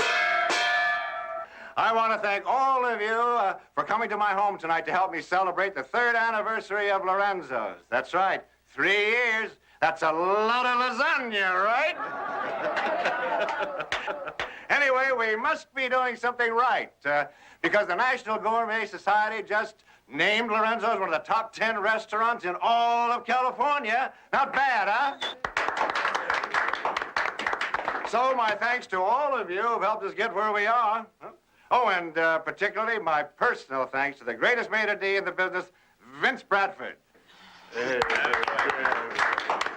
Well, that's it, everybody. That's it. Enjoy. We didn't say anything about giving you the partnership. Yeah, I heard.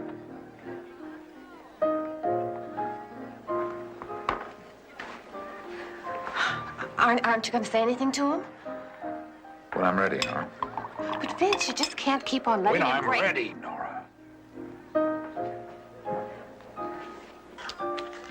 Dee Dee, you've just got to have a taste of the quiche Lorraine. It's great. Oh, everything looks so yummy. I don't know where to start. Funny, I was about to use the very same words. Careful, my dear. Food is just a hobby with Rick. Women are his career. There you go, trying to hurt my feelings again. Your feelings? Oh, Rick, don't make me laugh. Ooh, what's her problem? Just a guess, but I think I'm her problem. That's my wife. Would you excuse me a moment? Hi. You really look terrific tonight, Edie. Oh, thank you. Do I know you? I'm Carl. Carl Fenton, head waiter at Rick's place. Oh, sure, the head waiter. Thanks, Carl, but I don't need anything.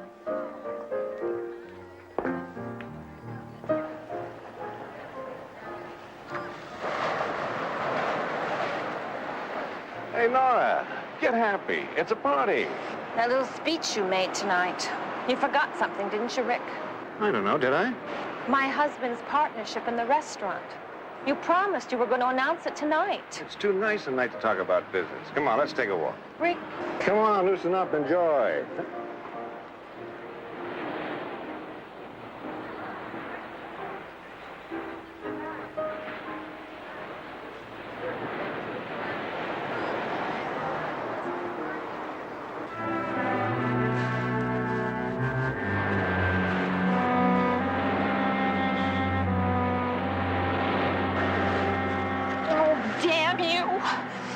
All you do is take and take, and you never give anything back. The partnership, are you still harping on that? You never meant to give Vince that partnership. Just been using me. Get off it, Nora. You love being used, so why don't you admit it? Rotten pig! You rotten pig! Going back to the party, Nora.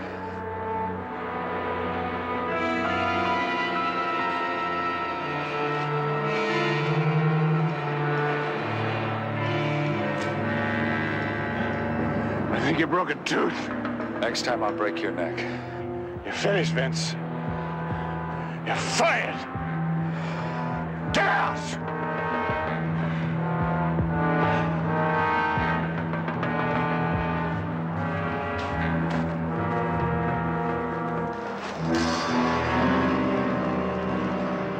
Give me your fanfare. All right, ladies and gentlemen, here she is. The delicious, the lovely, the beautiful Dee Dee Danvers.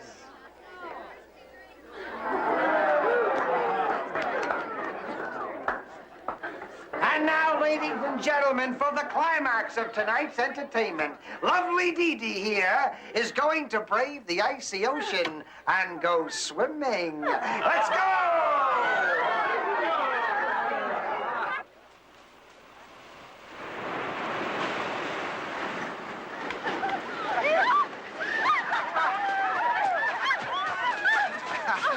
Where's Rick? He said he'd go in with me. Yeah, where's Rick? Hey, Rick! I'm not waiting for him. It's too cold out here. Come on.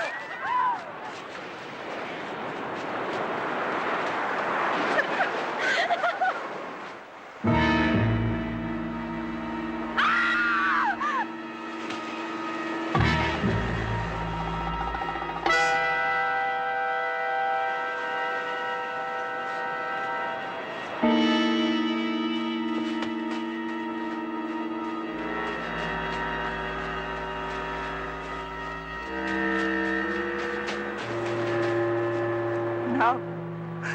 Oh, no. Rick, Oh, what happened? Well, call a doctor, somebody. it's too late. He's dead.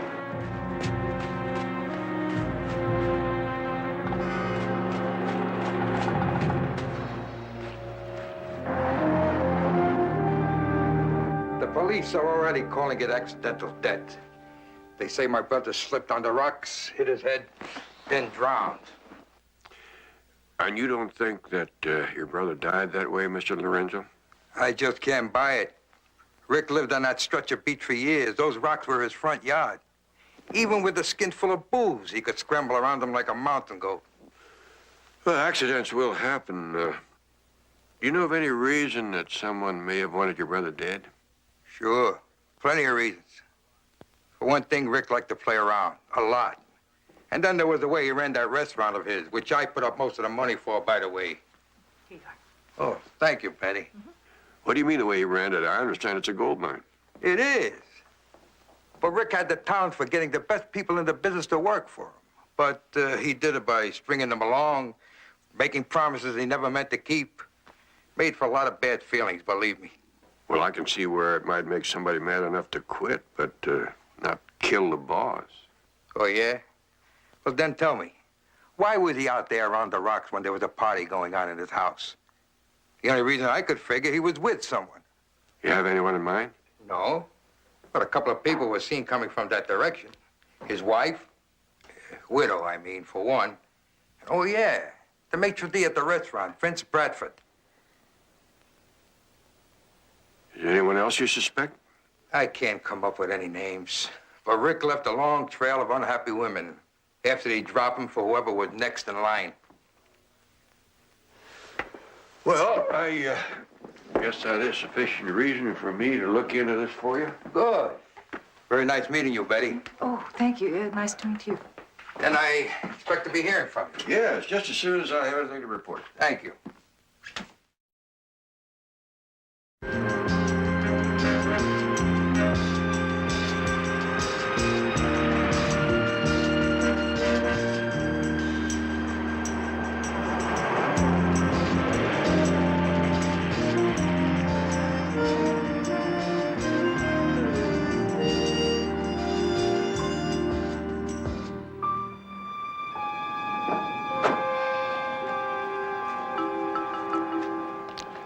Something on your mind, Carl?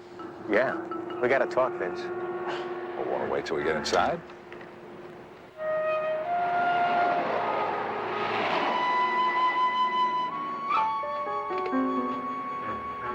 Later, Carl.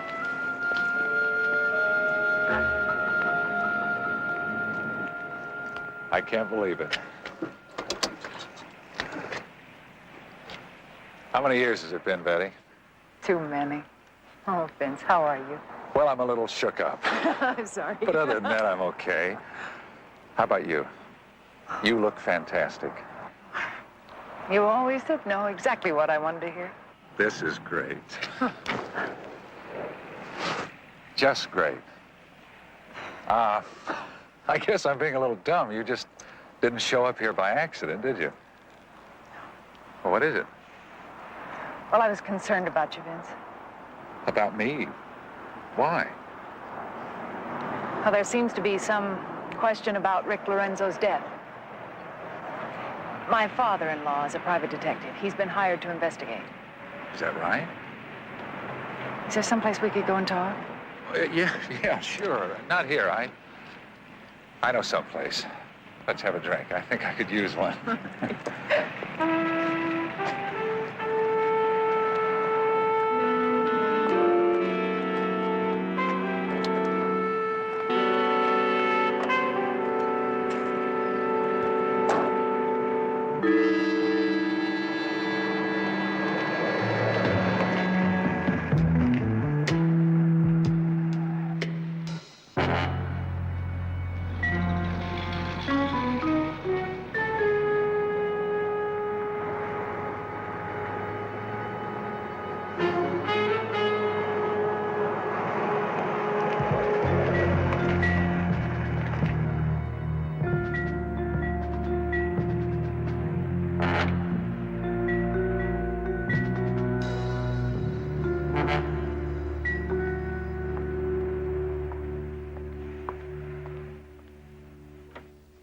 I don't mind talking to you at all, Mr. Jones, but I am just a bookkeeper around here. Nobody ever tells me anything. Well, I really wanted to see Vince Bradford, but seems that my daughter-in-law just drove away in a car with him. What kind of a fella is Vince, Mr. Overton? Vince? Nice guy. One of the halfway decent men around this place. And I sure am glad to see him get everything that Rick promised him. What's that? Well, I guess it's no secret now. Just hasn't been announced yet. But this morning, Rick's widow had a meeting with me and Vincent. He's getting a partnership and a promotion to general manager. Is that a fact? Sure. Hey, how about some coffee? No, thanks. You know, with Rick gone, Vince is the only man qualified to keep this place going. You ask me, I think he's long past due for everything he's getting. Listen, if it weren't for Vince, Lorenzo's would be nothing but a glorified hash house. The maitre d' makes that much difference? Oh. Vince did. Mostly on account of his wife, Nora. She's society girl, you know. Has a lot of rich jet-set friends. With all those connections, wouldn't you think they'd open up a place of their own? Oh, no. It takes a lot of bread to get a big restaurant like this off the ground. Sounds like Rick Lorenzo's accident was a big break for Vince, doesn't it? Barnaby. Thought you'd be out. I was out. Been back for some time. Went over to that Lorenzo restaurant. On the way back, I dropped in on Lieutenant Biddle. Oh, well, I just had to run an errand. What'd you find out from John? Well, I managed to talk him out of a copy of the police report, along with a copy of the coroner's findings. I even got an X-ray of the victim's skull. Anything? Well, there was a fracture in the back of the skull. The lips were cut, and one tooth chipped. Well, couldn't that have happened when he fell on the rocks? That's what the police think, but I don't see how a man who was churned around among those rocks wouldn't be covered with bruises. What are you thinking, Barnaby? I'm thinking that the name Vince Bradford keeps cropping up in funny ways. Arno Lorenzo said was that Rick liked to string people along with promises. Vince was strung along in spades. Now, after Rick's accident, Vince is in charge of the restaurant. Oh, that's ridiculous. Just because... You saw me at the restaurant, didn't you, today, with Vince? I thought that was you. But why didn't you just come out and ask what I was doing there? You know I don't pry into your private affairs. I know, I'm sorry. It's just that, well, I used to know Vince Bradford. Well, we were in college together. We're good friends. And when you say that the investigation is pointing to him, I don't believe it. I don't believe that Vince Bradford could be a murderer. For your sake, Betty, I hope he isn't.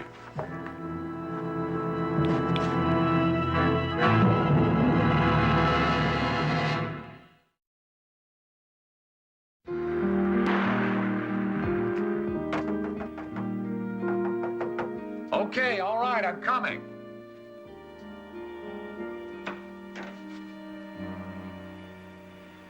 What is it, Carl? I told you, we gotta talk.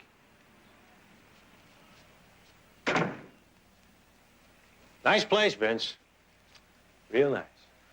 Don't get comfortable, Carl. You take a quick turn around and then out. What's with you? Is this your idea of a gag? That's some short fuse you got there, Vince. Hasn't it bought you enough trouble for a while? What are you talking about? Vince, baby, I was there up on the rocks that night. I saw and I heard the whole thing. You saw? There's nothing to see. You mean before Rick fired you for belting him in the mouth? Or after? I don't think the cops would call that nothing, do you? Look, there wasn't anything after that. I walked away then. Maybe. How do you know he didn't collapse after you left? You hit him pretty hard, Vince. That's still manslaughter, right? For sure you'll lose your job. Maybe even do some time. What are you after, Carl? How about the maitre d' job, now that you're moving up to manager? That's it. And a little bonus. You know, to show good faith. $5,000, Vince, by tonight. Come on, you gotta be kidding. Would I kid my employer? By tonight, Vince. Those bookies are squeezing me. I can't wait.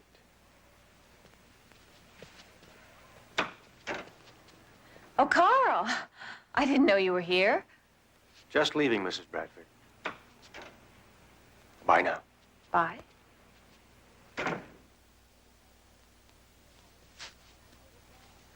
Vince, I was listening. I heard it all. We're going to have to find the money, pay him somehow. Vince, didn't you hear what I said? I didn't kill Rick, Nora. Carl said he saw the entire... I didn't kill him! Okay, please, just don't yell, okay? What about the money? You gonna pay him? I don't have it. I know, Carl, he's gonna make trouble. Oh, Vince, after everything you've worked for, he's just... Nora, don't worry. Don't worry, I'll figure something out. Oh, come on, Vince, I know you. You're not gonna take care of anything. Maybe I could go to Carl. No, I'll go to him, and I can put him off for a little while. Nora, you stay out of this. For once in my life, you let me handle it.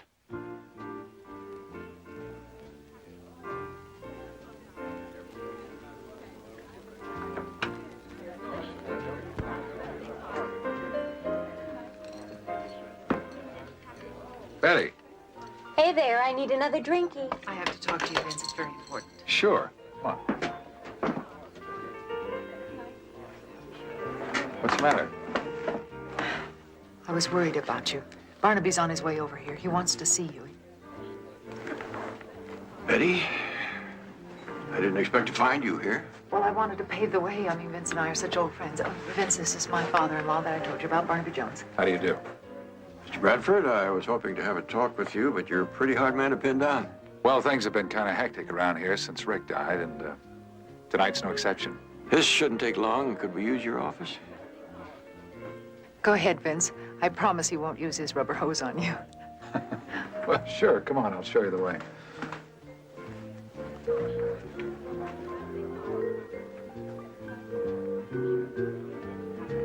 So you and your wife stepped out on the beach to get a little air just as Rick left the party. About the same time. I didn't say we left with him. No, I don't think I did either. Well, anyway, once you're on the beach, Rick started out alone toward the rocks, and you and your wife went in the other direction. That's right. And we didn't see Rick again until they fished him out of the water. I see. Well, that's very clear. Thank you very much for all your help. Sure. Glad to. I see you skinned your knuckles pretty badly. That's nothing. I must have done that playing handball down at the gym. Maybe you ought to wear gloves when you play handball. Good night now. Good night.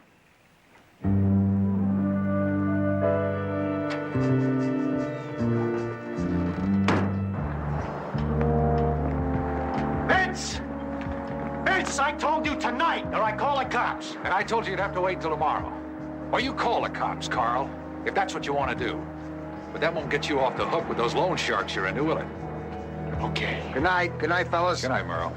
Tomorrow night for sure, Vince. No more stalls.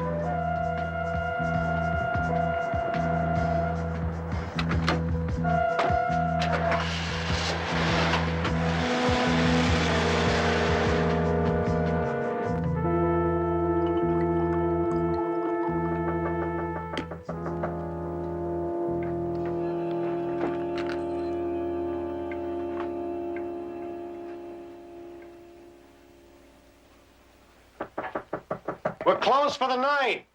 Carl, it's Nora Bradford. Would you let me in, please?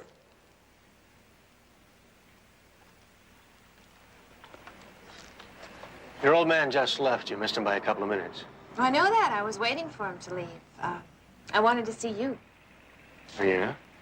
That's the best news I've heard all day. You, care to step into my parlor? Said the spider to the fly. Over here.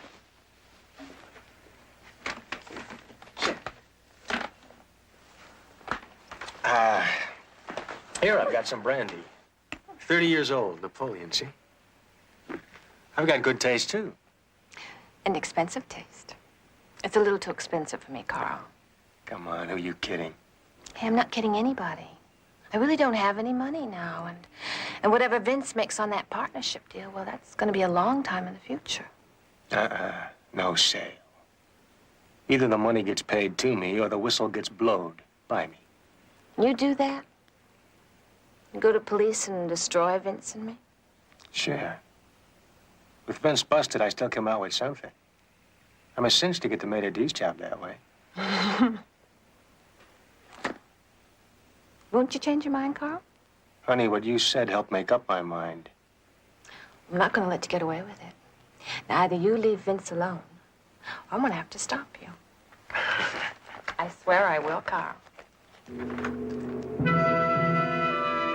You gotta be kidding. Come on, give me that thing.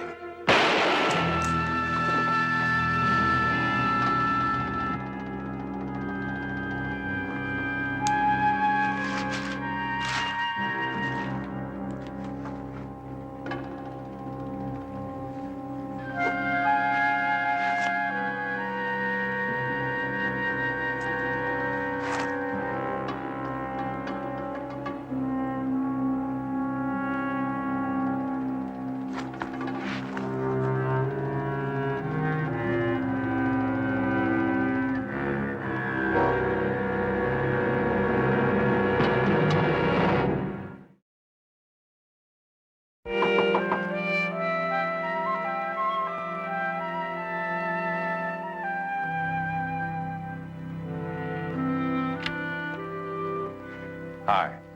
Did I wake you? Oh, it's all right. Come on in. I'm just driving around, and the next thing I know, I'm looking you up in the phone book. I'm sorry if I woke you up. Oh, well, if you must know, I wasn't all that sound asleep. It was turning into a restless night. Oh, well. What? I just thought of something. What? Do you still like hot cocoa in the wee hours? What? Cocoa? Yeah. Well, sure. Good. Come on. I'll make you some. I don't think I've had any cocoa since, Since we went our separate ways? You know, that's probably the dumbest thing I ever did in my life, letting you get away. Well, that's very flattering, Vince. But I don't think it's altogether accurate. I seem to recall that it was not I who was doing the getting away. I don't know, it just all seemed to get away from me. You, the baseball career, everything. And I was the guy who had everything going for him, remember? Couldn't miss.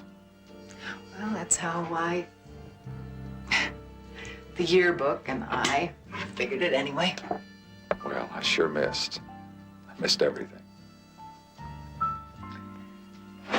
No, I think you're being kind of hard on yourself. Do you? Did you ever hear why I didn't make it playing ball? My temper. I got into a beef with an umpire and I broke his jaw. That was it. End of baseball career. Seems I remember something like that. You didn't hear about Nora's money, did you? Well, once my baseball career was finished, I decided I was going to be an overnight millionaire. The only trouble was that Nora's family fortune had kind of stretched about as far as it could go. So when I finally got my hands on it, it just dried up and blew away. I'm sorry. No, I didn't know that. Vince, didn't you love her? I don't know, maybe I thought so then because I wanted to. But now I feel like I married Nora because of her looks, her family, her money. And I've just kind of used them all up. Well, I think you've been letting things wear you down. I suppose we should have realized that life couldn't possibly have fulfilled all the promises that it seemed to be making to you. Listen, that doesn't mean that you personally ruined everything all by yourself. I mean, listen, from where I stand, it doesn't look to me as though your life is ruined at all. Well, things have seemed a lot brighter during the past couple of days. Hey, you haven't said anything about yourself. I mean, I know I haven't given you the chance. Well, after a while, I met Hal. We were married. He was really a sweet man, Vince. We had a couple of beautiful years together. And then he was killed. That was it. How long ago? 3 years now. Anybody since then? Oh, no, not really.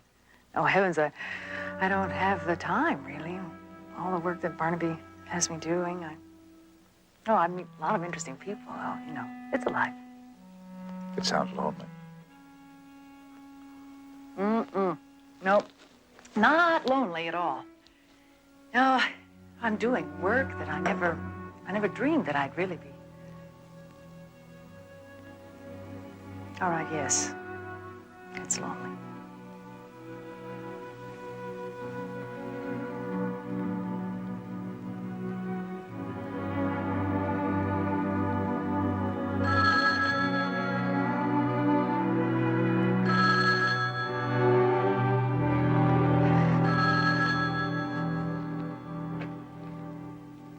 Hello.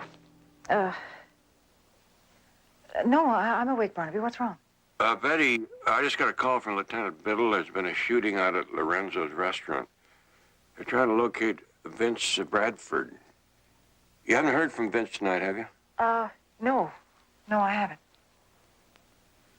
Well, I'm on my way out there now. You want me to swing by and pick you up? Yes, if you would. I'll be ready when you get here. Right. What is it? There's been a shooting at the restaurant. The police want to talk to you.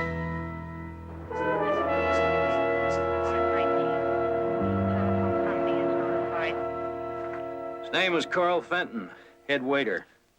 Looks like somebody came in and robbed him and shot him when he tried to resist. Passed up a rather expensive-looking ring, wouldn't you say? Rather careless robber. Probably a hopped-up amateur. Or somebody who wanted it to look like a robbery. Fix the time of death? Yeah, the coroner thinks it was probably around 1 a.m. Oh, who's this now? I'm Vince Bradford, the manager here. What's going on? Oh, Mr. Bradford, where have you been for the past 2 hours? I've just been driving around. I felt restless. I didn't want to go home. So you were just driving? That's right. Did you stop anywhere? Talk to anybody? No, I'm afraid not. Now, would you mind telling me what's going on? There's been a murder. Carl Fenton. He worked for you. Carl? Yes, he was the last one here when I left tonight. We'd like you to come downtown with us, Mr. Bradford, make a statement, answer a few more questions. Why? Am I a suspect or something? Vince, I'm sorry, but I had to tell him what I heard. Yeah. Well, should I get a lawyer or something? If you want, but Nobody's accusing you, Mr. Bradford. I'm not arresting you. It's just that, well, I wouldn't say that you're 100% in the clear. You understand? Will you come along? Yes. I mean, why not? It's the end of a perfect day.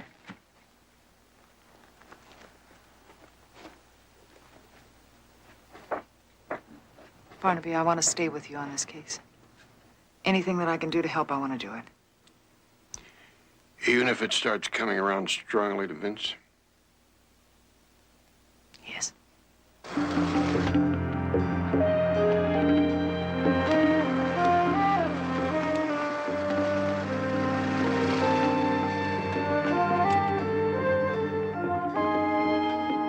want to go meet Mrs. Bradford? Volunteer work at a rest home. She would be that type. Makes it tougher not to like her. Yeah. Well, Betty, if you want to stay in the car, you may.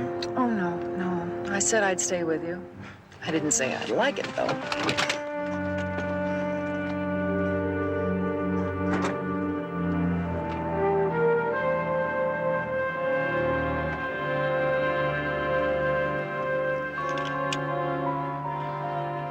It's your game, Fred. Would you excuse me for a few minutes?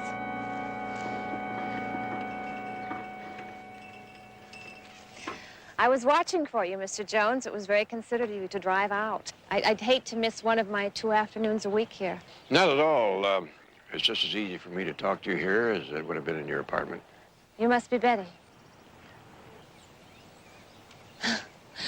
I've been wanting to meet you for the longest time. It's nice to meet you, Nora. I wonder if we could try to clear up this gun business. Your husband told Lieutenant Biddle last night that he owned a pistol of the same caliber as the one that killed Carl Fenton. But you told the police that the gun had been stolen. You want to tell me a little about that? Oh, yes, the gun. Well, I'm afraid it was my fault. I went out of the apartment for a few minutes, and I left the door unlocked, and when I came back, all the drawers were open, and the gun was gone. I felt so stupid about it. I knew Vince would be angry, so I didn't tell him. I just thought I would replace it with another. Oh, it's a shame you did that, Miss Bradford. You should have reported it. The police might even have been able to recover it for you. Well, I know it was a dumb thing. I'm sorry. Is there anything else, Mr. Jones? Actually, I was more interested in pinpointing whether anyone had a reason for wanting Rick Lorenzo dead. Anything you can tell me about that? No. I can't think of anything.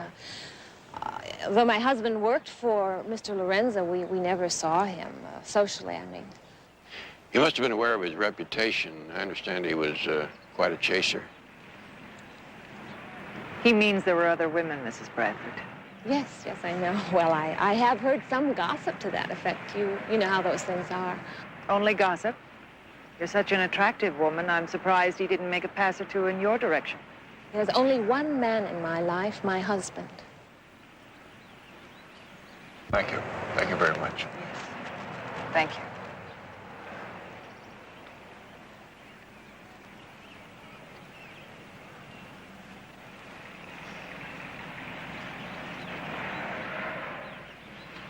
Something's bothering you, Betty. What is it? Only that Nora's too good to be real. I think she only meant one thing she told us. And that was the part about Vince being the only man in her life. You didn't buy that stuff about the stolen gun? No, I'll call it women's intuition if you like, but I think she was lying. And I'm afraid she was lying to protect Vince. That seems like the reason she'd lie, all right.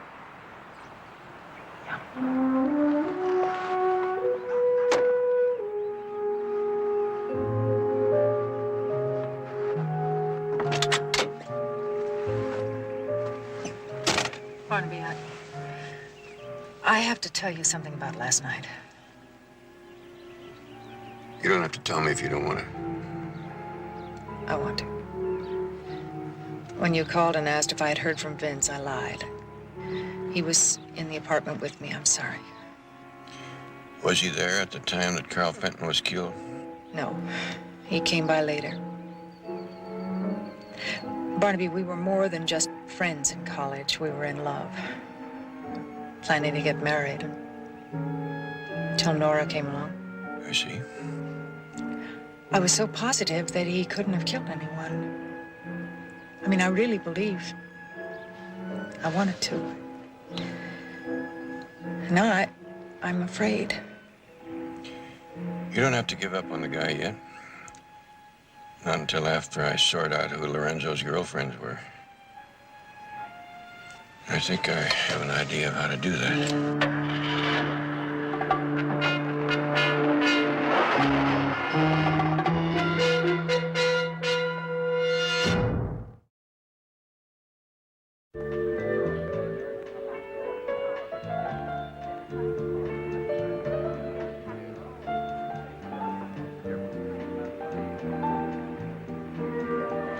Yoo-hoo, Dee Dee.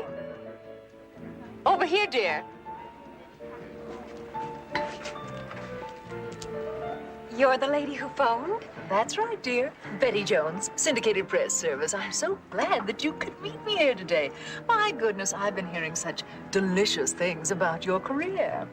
Waiter, double martini, please. As a matter of fact, I was talking about you just the other day with Rhoda Harris. Rhoda and I are, as they say, friendly competitors. Really? Yes. She gave me a nice little hot item about you. And though I don't usually do those kind of stories much anymore, and Rhoda is improving her image, well, I thought I'd find out how you feel about the old-fashioned tattletale kind of publicity, Well, you know what they say. Just so you spell my name right. I'm so glad you feel that way, because I'd like to do a nice little story on poor dear Rick Lorenzo. Oh, uh-oh. That might not be so good. But well, it's just that the studio I'm under contract to, well, they kind of laid the law down to me. So if you come out now with an item about Rick and me, well, I could get into a lot of trouble. I mean, after all, he is dead and everything. Dear, that is a bit sticky. You see, my problem is that, well, when a man like Rick passes away, well, I mean, they're news for a few days, and, well, you have to cash in right away, or the interest value goes. Oh, I really wish I could help, but... Perhaps you can, my dear. Then I can help you later on. I must do this item about Rick. Perhaps I could ask you about the other women in his life. Could you help me there? Oh, funny you should mention that. You know, one night we had a date, and then he broke it. No explanation. I got suspicious. So I drove out to this motel Rick used to take me to. The little love nest, huh? Right. Isn't it too square for words? But sure enough, there was Rick's car. And a minute later, she showed up. Walked right in. I mean, you could tell it wasn't the first time she'd been there either. Well, come on, dear. Give me a name. An item isn't an item without a name. The trouble is, it was kind of dark, and she kind of kept her head down. Sneaky, you know? I'm pretty sure she was a blonde. Does that help? Well, it's going to have to do, as long as I have the name of the motel. I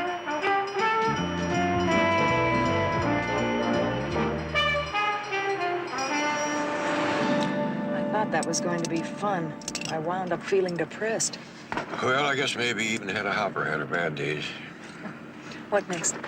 Thought I'd go over and check out that motel Dee Dee mentioned, see if I can find a name for the sneaky blonde lady. You want to come along? Well, if you don't mind, what I'd like to do is go to the restaurant and try to get Vince to open up about what happened on the beach. I thought the restaurant was closed today. Well, when I talked to Vince, he said that he was going in to do some paperwork. Could you drop me in my car? Sure, I'll catch up with you later. Listen, this is a respectable place. If the manager found out I told you about our guests' doings...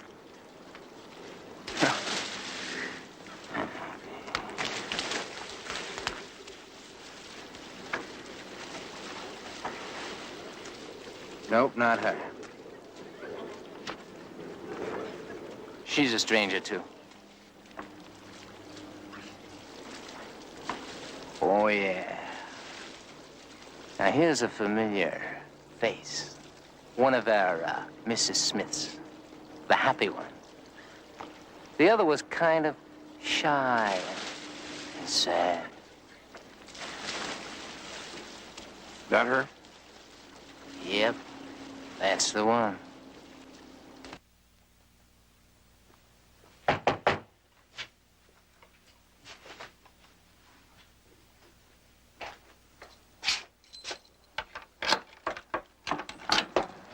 Betty, what a surprise. Am I interrupting? No, by all means interrupt. Come on in. How about a drink? Oh, no, thank you. You go ahead, please. All right. Well, make yourself at home.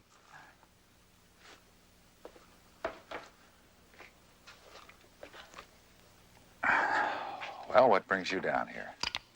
You haven't told me what happened that night on the beach, the night of the party. I mean, what really happened, have you? Vince, please trust me. I am on your side. You maybe. But what about your father-in-law? He is too. Because I told him I don't believe you killed anyone. Okay. I followed Rick and Nora down to those rocks on the beach that night. And when I found him, he was pawing her and she was trying to fight him off. And I yanked him around and I belted him. I mean, I was pretty steamed at him anyway. He'd reneged on a promise he'd made me. But that was it, Betty. One shot to the mouth. That's all that happened. He was alive and yelling when I walked away from him. You walked away. Yes. What about Nora? She'd left a few minutes earlier. Vince, Nora loves you. I think she would do anything to protect you. I mean, I'm convinced of that. Betty, what are you driving at? What did you and Carl Fenton argue about last night? Well, he'd seen me fight with Rick, and he was trying to shake me down. Did Nora know that? Well, yes. When Carl Fenton was shot, where was Nora? I don't know. When I left here, I went home and her car wasn't in the carport. I just didn't feel like facing an empty apartment. That's when I came over to your place. Betty, I don't want to talk about this anymore. Why? You don't want to face what you're thinking? That Nora killed Rick and Carl? Vince. Don't you think this conversation has gone on long enough, Vince? Nora, what are you doing? I'm trying to keep you from doing what you always do, ruining everything. Me? What did I ruin? You didn't have to charge in like the cavalry that night. I mean, I could have handled Rick. He would have come around and given you that partnership. I needed more time. No, one manly punch and you ruined it all. Until you saved the situation by killing Rick and Carl. That is what happened, isn't it? You have to understand something about Vince. I mean, he's got all those lovely muscles, and he's very charming, but underneath it all, he's just a little boy. He needs lots and lots of help.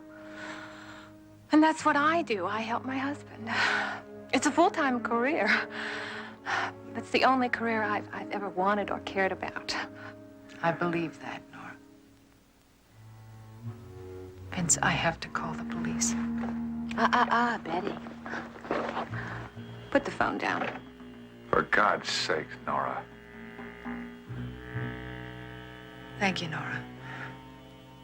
You've just told Vince everything he needs to know. I mean, the gun? Oh, he'll get over this. And he'll stick by me because I take such good care of him.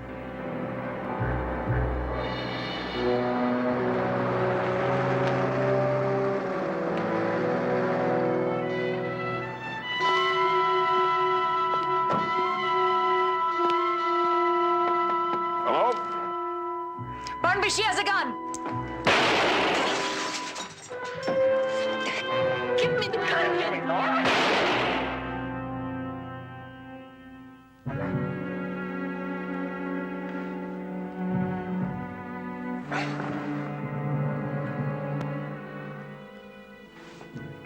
See, you made me hurt you. Oh, Vince, I didn't want to hurt you. Oh, God, not you. Please forgive me, please. You should have told me, baby. You should have told me.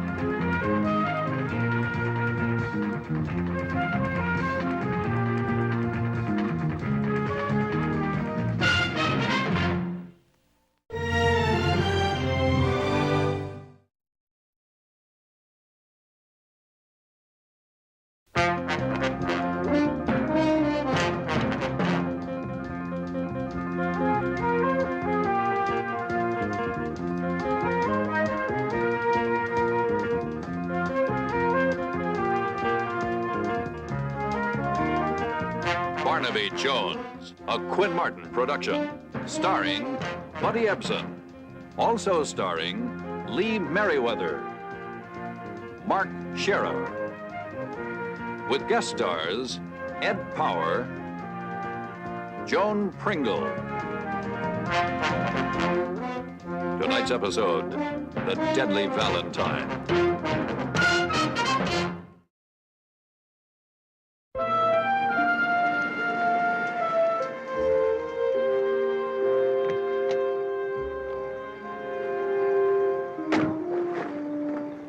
Thank you.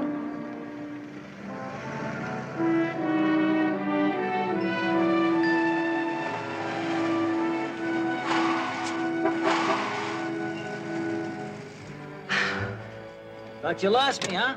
No, but I was beginning to wonder if something had happened. Not a chance. Got your key? Oh. You know, Pete, I still can't get used to the idea that I need a bodyguard. It's a crying shame a nice girl like you has to put out good money for protection like this.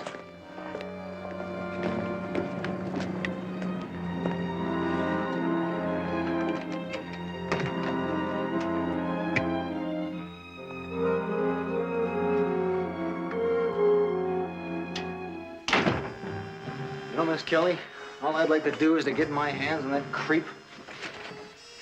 He's got to be a real sicko, you know?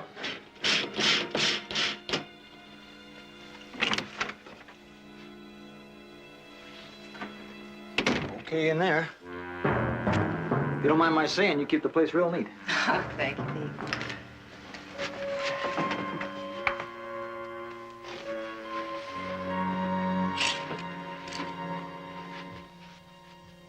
Well, everything looks A-okay, as usual.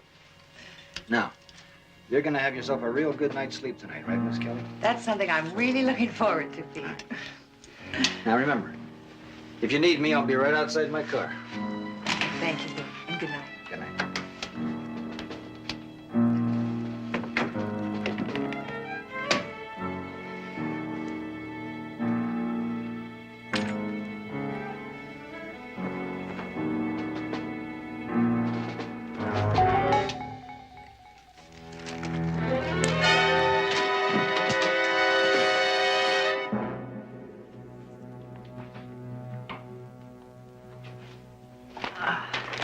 Thanks, Joe.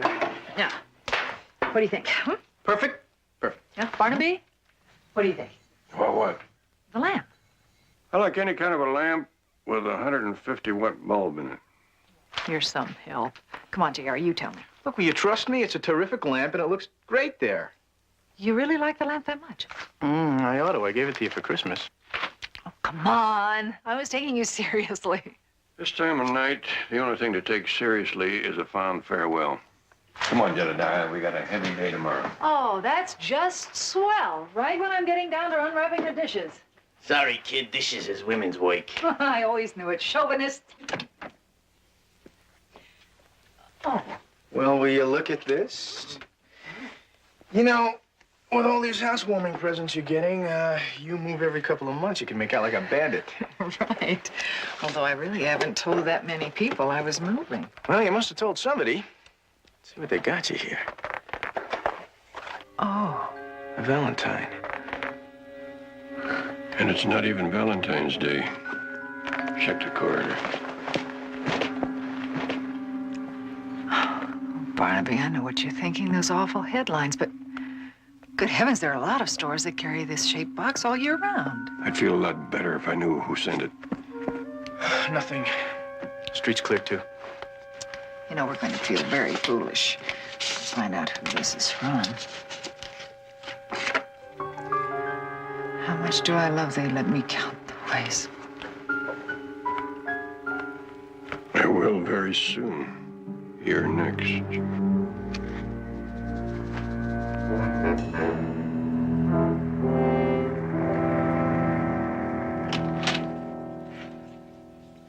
The lab boys are double-checking the candy box and the note. Double-checking.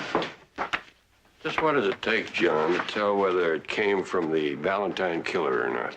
Barnaby, I'm as worried about Betty as you are. But There's just no way to be sure that pasted-up note is the same as the ones the killer sent his victims. What about the candy?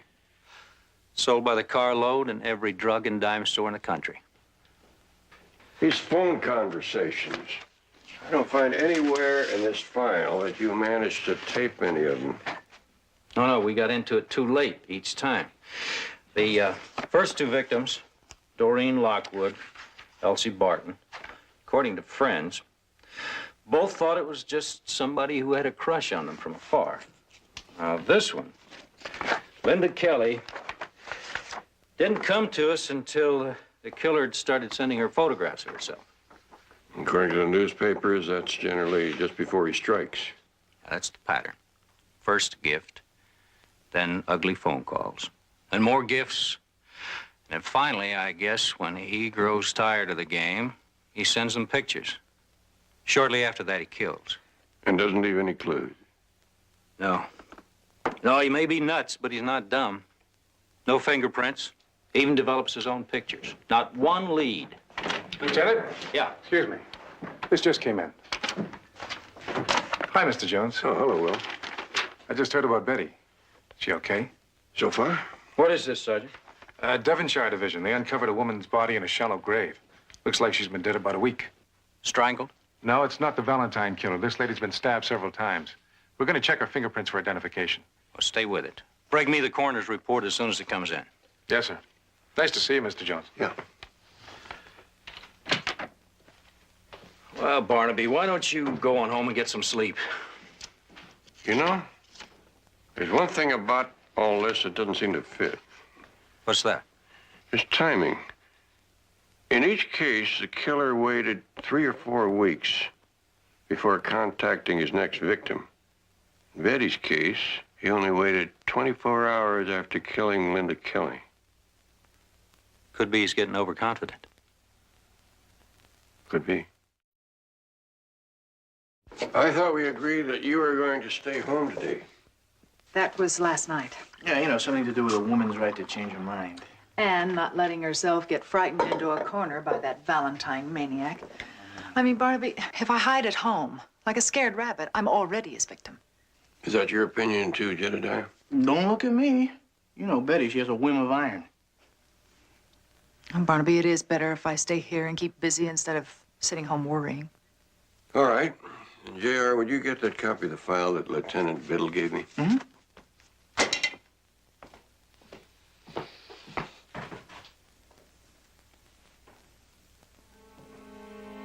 Barnaby.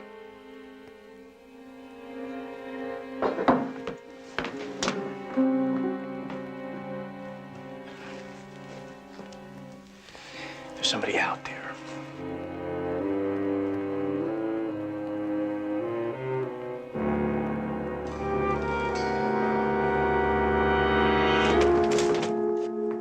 Wait a minute. It's all right. Okay, pal, what are you doing out there? It's all right, Jedediah. Come in, Will. Thanks, Mr. Jones. Hello, Betty. Will, what a surprise. Will Gowan, Sergeant, LAPD. I don't care if you're Friar Tuck of the L.A. Rams. You should not be lurking out there like a second-story man. What's the matter with you? This is my cousin, Jedediah Jones. We're a little nervous around here, Will. Sure you can understand. Sure. I'm sorry. I should have let you know I was out there. Been much too long, Betty.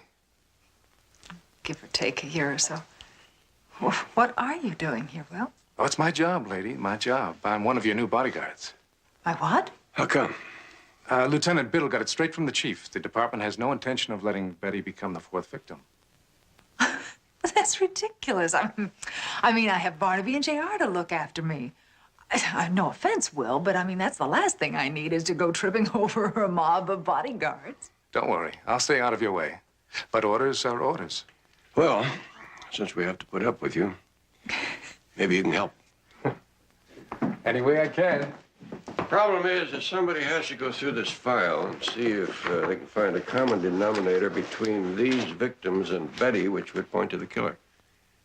Well, before you go through that file, why don't you have Betty talk to Ellen Ashley? Ashley, the roommate of the second victim, Doreen Lockwood? Right. Now, her description was very vague, but it might trip something in Betty's mind. Miss Ashley? Mr. Jones. Miss Ashley, this is Betty Jones. Hello. The next girl most likely to, huh? You take care of yourself, you hear? Thanks. And I'd like to thank you for taking time out to talk to us. Have you had a chance to think about what we spoke of on the phone? It's no use, Mr. Jones. There's nothing more I can tell her about the Valentine case, and I've already told the police. Sometimes it's more helpful to hear the words instead of reading them in a police file. Okay, but remember, it was dark, and I only caught a glimpse of the man. In his late 30s, I believe you said. Let's walk. I've got to get back. Could have been in his early 40s, over 6 foot and thin. According to your statement, he was wearing nondescript clothes. Dark pants, maybe blue jeans, a light-colored rain jacket, a hat. Oh, yeah, and crepe or thick rubber-soled shoes. Now, I remember that because he didn't make a sound when he walked on the hallway floor. It's made of tile. Can you think of anything else? Anything at all? Well, as I was going up the stairs to the apartment, I glanced around just as he was coming out the front door. Now, it seems to me he stooped a little bit, like he was lame in the right leg. That's it. That's all I can tell you. One more long shot. Doreen and his last victim had one thing in common. They both worked in this general neighborhood. Now, did Doreen ever mention meeting someone who struck her as acting strangely? No, not that kind of strange. But look, I sure hope they catch him before he... Right. Thank you so much, Ellen.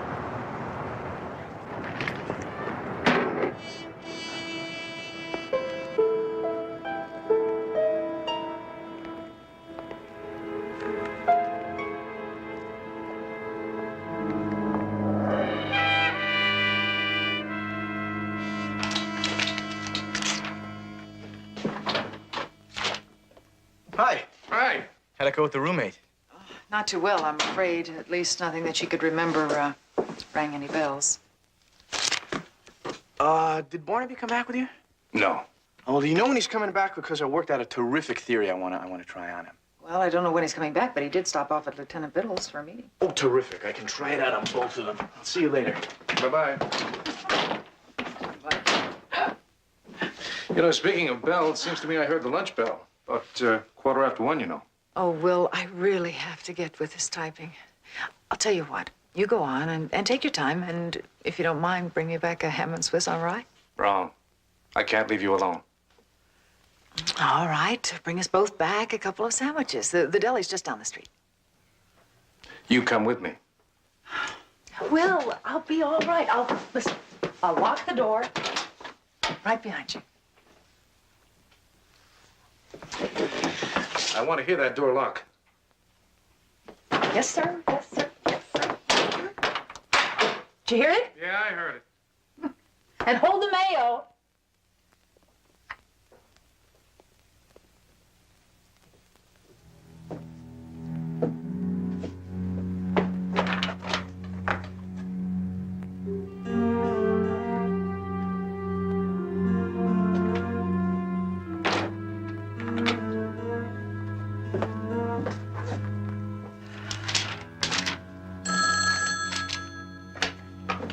Barnaby Jones' office. May I help you? Roses are red, violets are blue. All of my dreams are only for you. Who is this? The one who loves you, sends you presents, thinks only of you. You.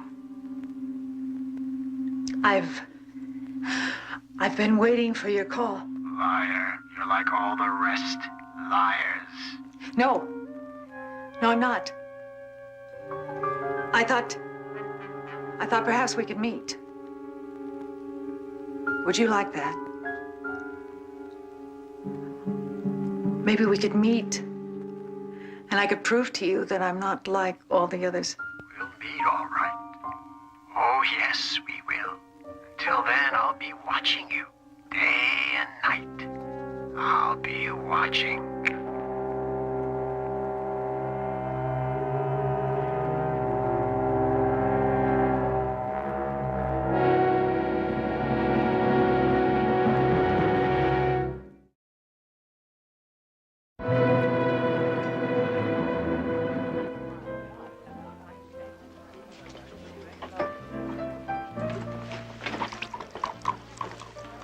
How do you feel? Awful. Really awful. What did you leave her alone for? If I knew you were going to do a boneheaded thing like that, I never would have left. You're right, it was boneheaded. Now stop it, you two. Let's be fair. After all, it wasn't as though I was face to face with the man. Could have been calling from 100 miles away. Mm-hmm, or 100 feet. You're not going to get any brownie points for telling the man that you wanted to see him.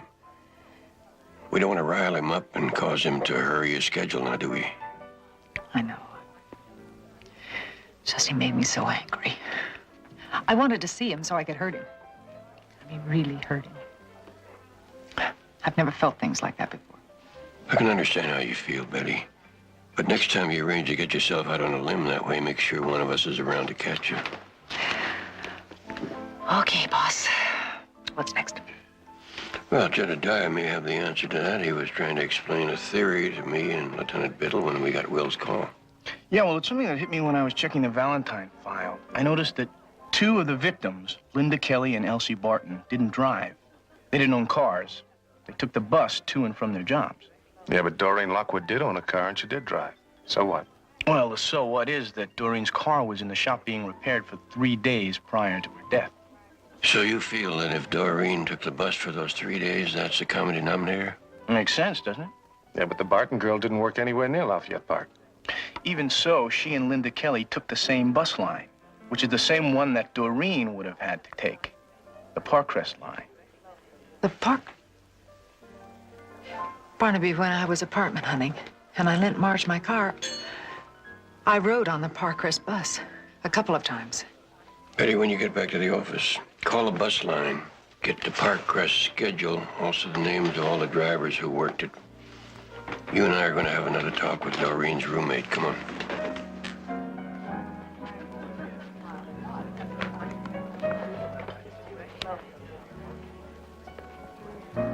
What's the secret, Betty?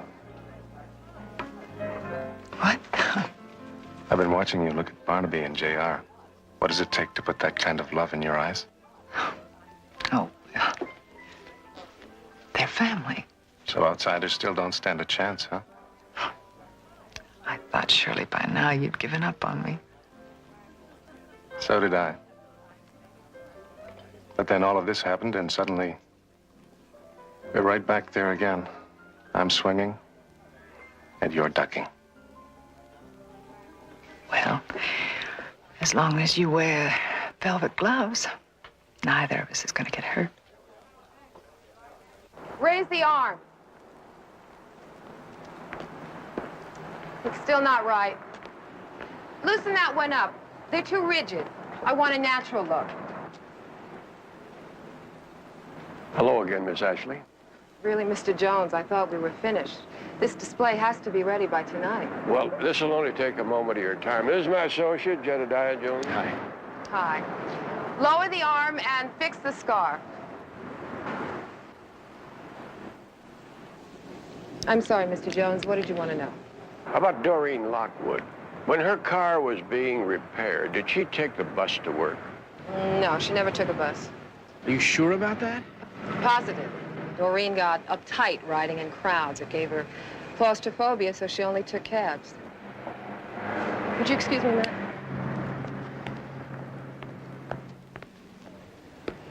Smooth out the sweater.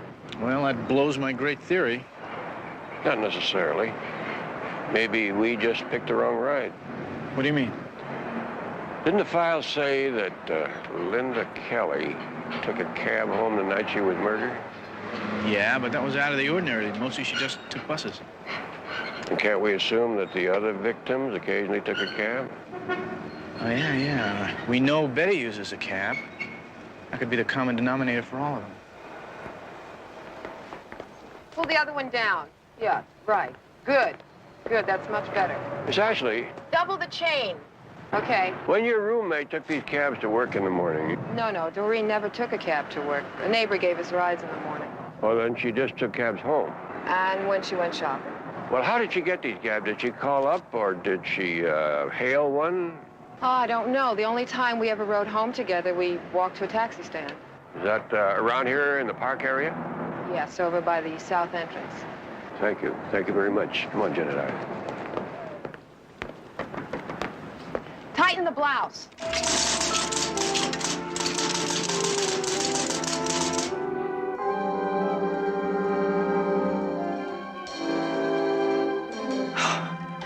Mr. Pearson, I'm sorry, I didn't hear you come in. Oh, you look so busy. I didn't want to interrupt.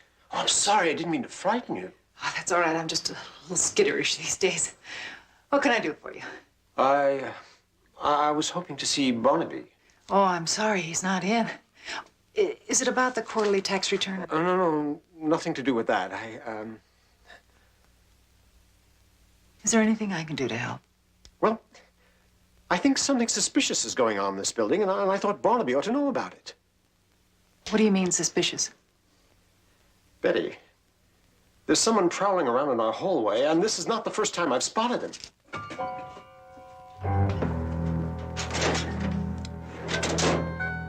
Good heavens, Betty! He'll be all right. Just show me where he is. Oh! He'll be all right. Come on. He was just down the hall. He's still there. All right.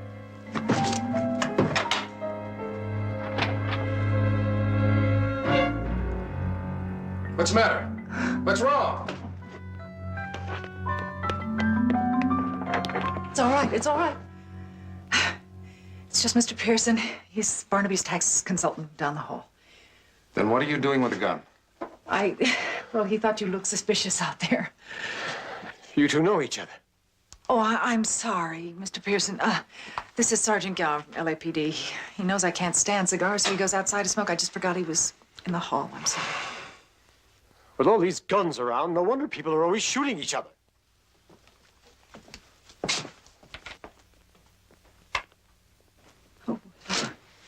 Betty, I'll give up cigars, you give up the gun, huh? Oh, well, this is really beginning to get to me.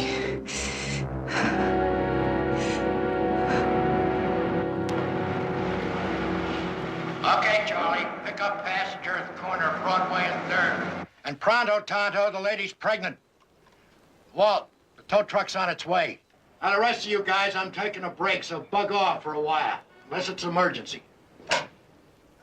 Sorry, gentlemen. I guess I could say you picked a bad time, but it's always like this. Where were we? You were telling us about the cab stand at Lafayette and 8th. Oh, yeah, it always gets a lot of action. Most of the drivers like to work there because there's a lot of short trips. Well, how many drivers would you say service that stand?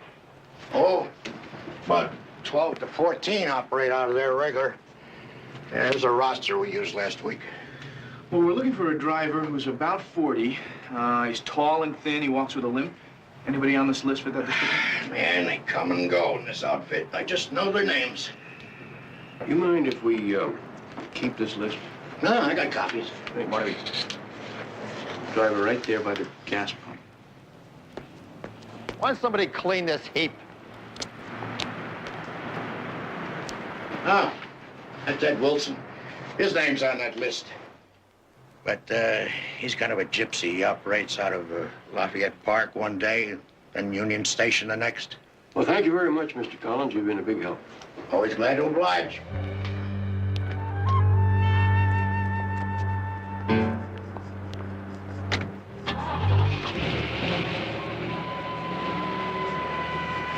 Well, are we just gonna let him get away? Yeah. So we're sure he's the right man.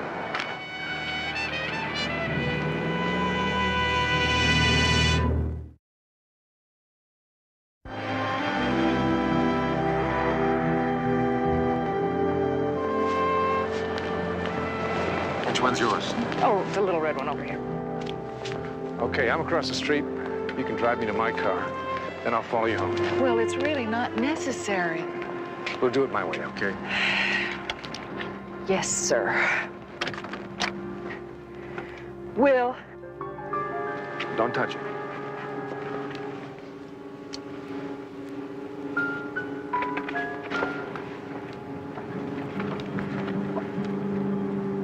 We will be together soon, my darling.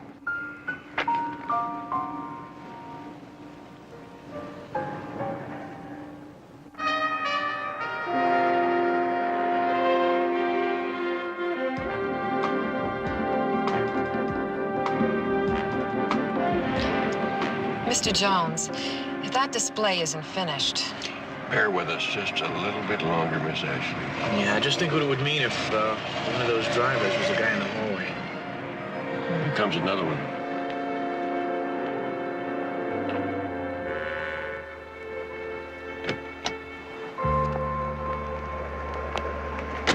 Is that the man you saw, Miss Ashley? Oh, I'm not sure. Could it be him? It could be him. He's tall enough. I mean, I'd like to say yes, but I can't. I just can't. Well, thank you for trying.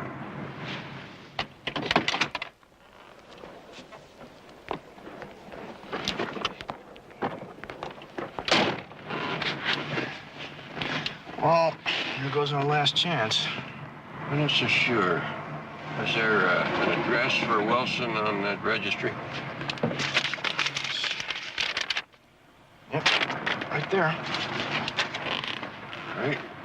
Let's go have a look around.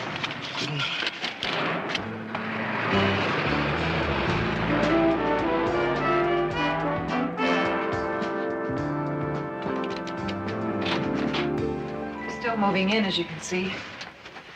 I promise not to notice. It's a great apartment, Benny. What a beautiful view. For looking out or looking in. The drapes were supposed to be delivered this morning. I wonder what happened to them. I can speak to the manager on the way out if you like. I wonder how many people are watching me right now. I wonder if he is. Betty, don't. I have the strangest feeling his eyes are on me right now. That he watches me all the time. That's enough. Why me?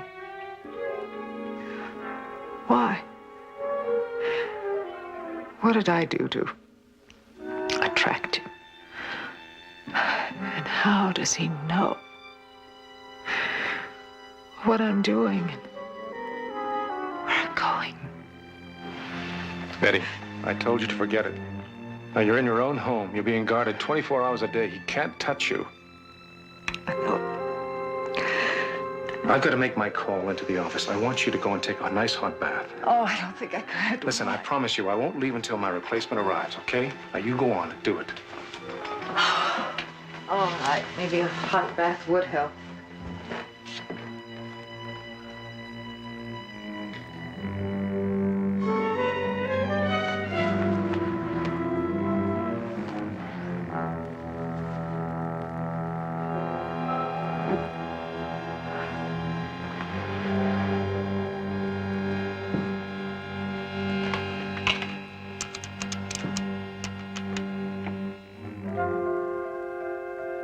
Yeah, this is Gowan. Let me speak to Murdoch, please.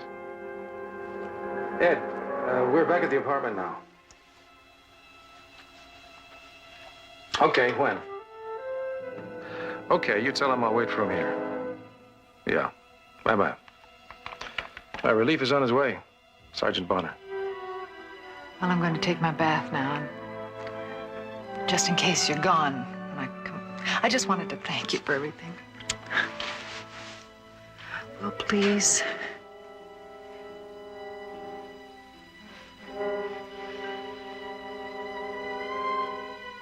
Okay.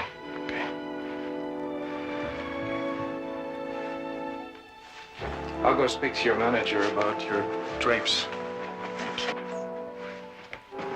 I'll wait for Bonner downstairs in the lobby. You lock the door after me. Bye. Thank you.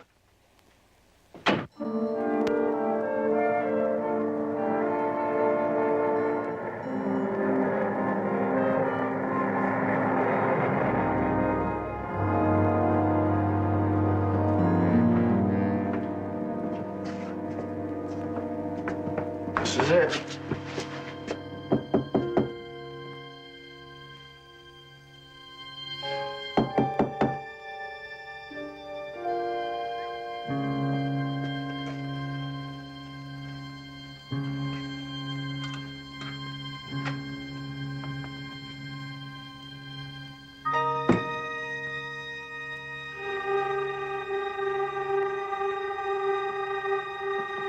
All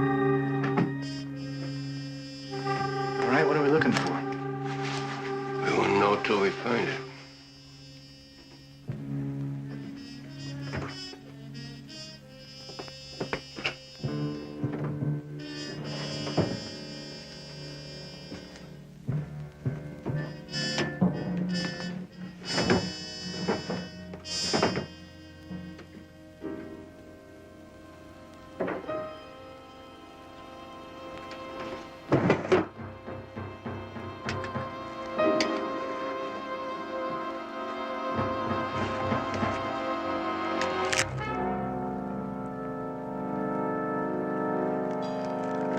Get it, Diane.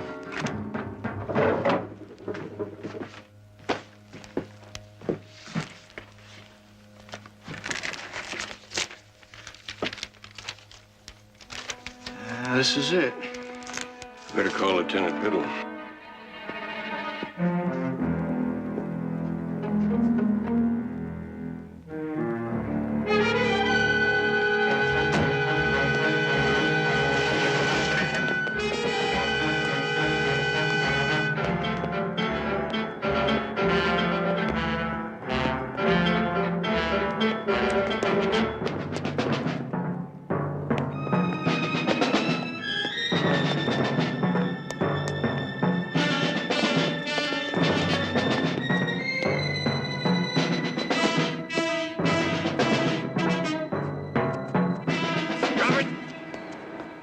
Drop it right now.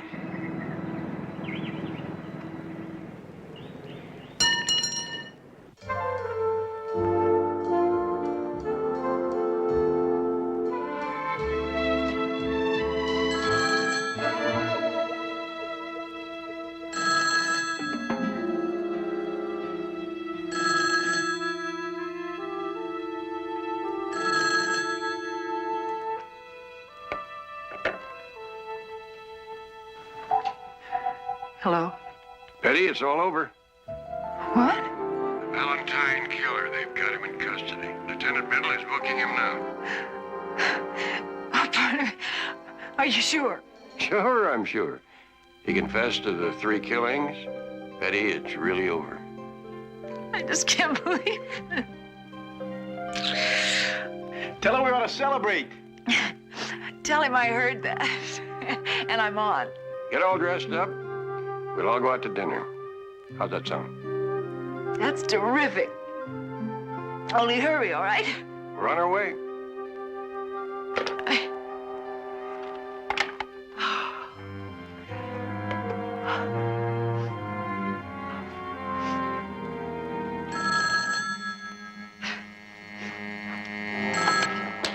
Listen, Barnaby, tell JR that I... Sorry I'm not who you expected, Betty. But I'm not jealous. Because soon I'll be the only man in your life. Watch for me. I'm very close.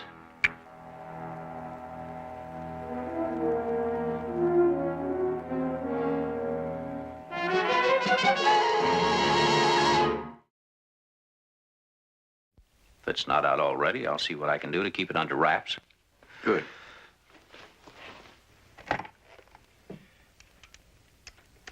John, does Will know anything about all this? Well, Lieutenant, if he does, you better tell him to cool it. Will? Will Gowan? Yeah. You assign him to guard Betty. No. I never gave Gowan that detail. He's supposed to have the week off. I assigned Sergeant Taylor to the first shift. It's Lieutenant Biddle. Talk to Sergeant Taylor, please. Betty, what happened between you and Will last year? We dated a few times. He was fun. I enjoyed his company. He just got too serious too soon. That's all. And I broke it off. Taylor, tell PR to be sure to keep Wilson's arrest under wraps. And Taylor, who shifted around the duty roster? Well, why doesn't somebody tell me these things? All right, anything else? Yeah? How long ago? Yeah, all right. Yeah, I'll be right there. Well, we just got an ID on that dead woman we found in Devonshire. Mary Alice Watkins, no address. What about Will Gowan? He traded duty with Sergeant Taylor. He wanted it for personal reasons. Betty will round up a couple of men to keep an eye on you. It won't be necessary. Jedediah and I'll take the duty tonight. I guess that'll be all right. I'll check with you later.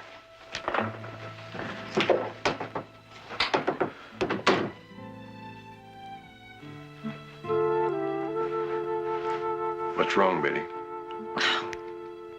I was just trying to remember where I heard that name before. What name? Mary Alice Watkins. It's really familiar. How come? I don't know. Mary Alice Watkins. I wrote it down. I did. I wrote it down in your appointment book about, it has to be 2 weeks ago. I just can't remember why.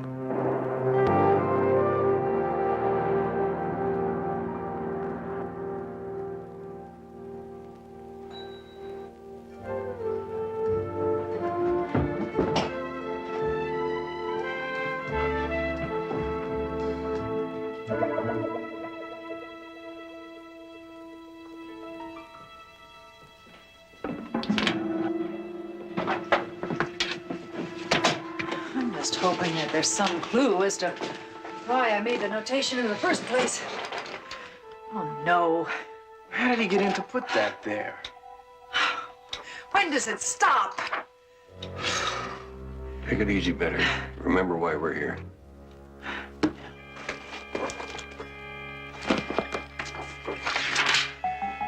There are pages missing. A whole week missing. From 22nd to 29th of last month. Must have been when J.R. and I were up at Coverton. That's right. Well, you wouldn't have had any appointments at that time anyway.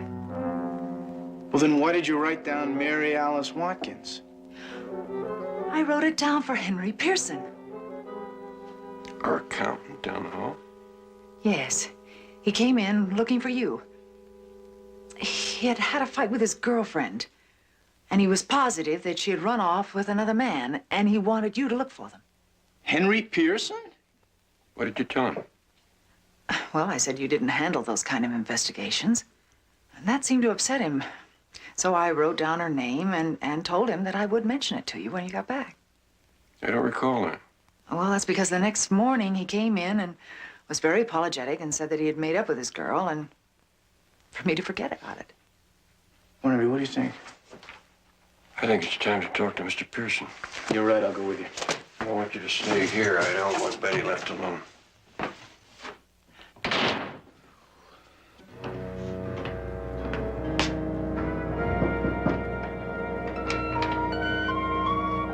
Hey, Mr. Jones, didn't know you were working late tonight. Well, you know how it is. Mr. Pearson said he had some papers for me to sign. Well, Mr. Pearson left about 10 minutes ago. Said he was going out to get a bite to eat.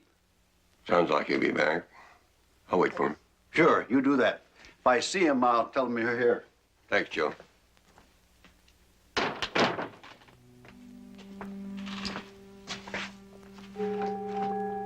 JR, I think there's some clean cups on top of my filing cabinet. I'll get them. Thanks, honey.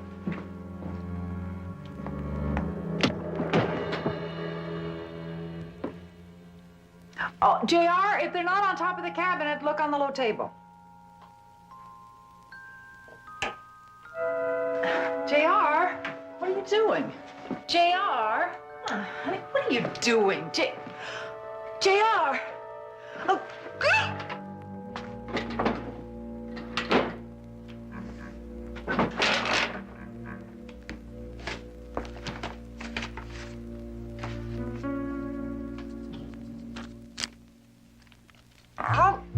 Stop it.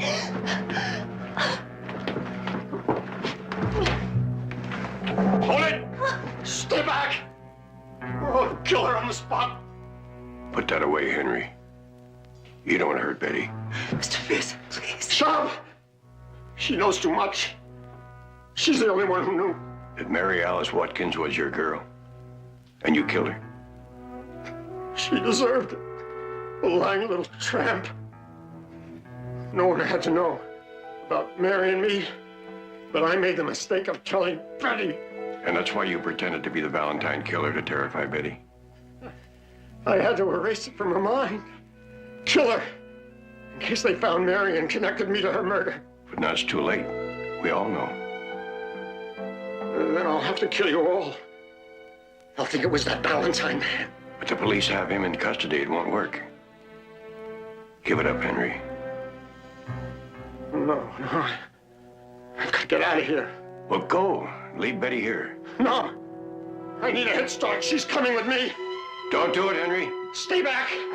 Don't try to stop us or I'll kill her. I'll lay you. Open it. Stay back.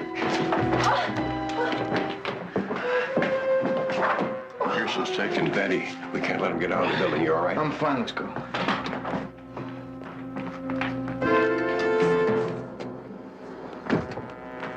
Take a stare.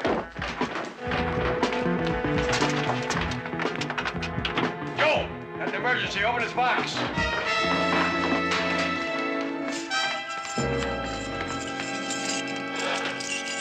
Come on, Joe, don't fumble now.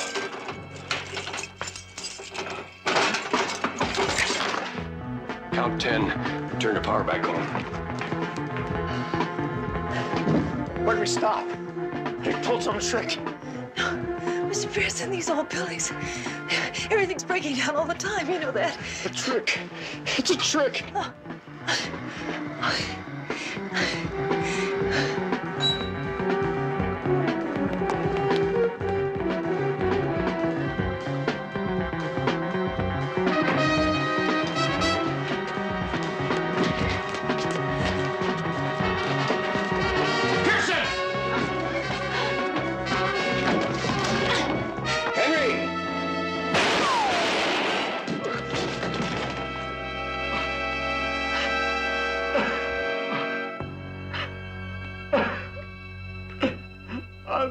Sorry. I'm so sorry.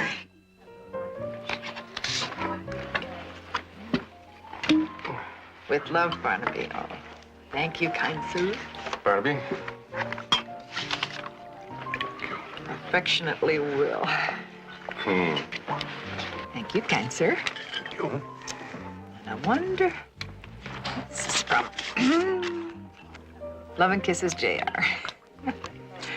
Well, I'll tell you the truth, gentlemen. I love you all. But I honestly don't know what this is all about. I mean, the next thing I have to celebrate is my birthday, which is about 6 months away. It was Barnaby's idea, and I think it was a good one, don't you? I think it was a terrific idea to get your mind off all those dumb Valentine presents, you know. Oh, I get it. Sort of the hair of the dog that bit me, is that it? Sort of. Well, I'll tell you, fellas, you really didn't have to worry about me at all. I mean, it's amazing how quickly a gal can get over being frightened of receiving gifts, especially when they're from 3 super fellas. Well, I don't know about the leisure class, but I have to get to work. Oh.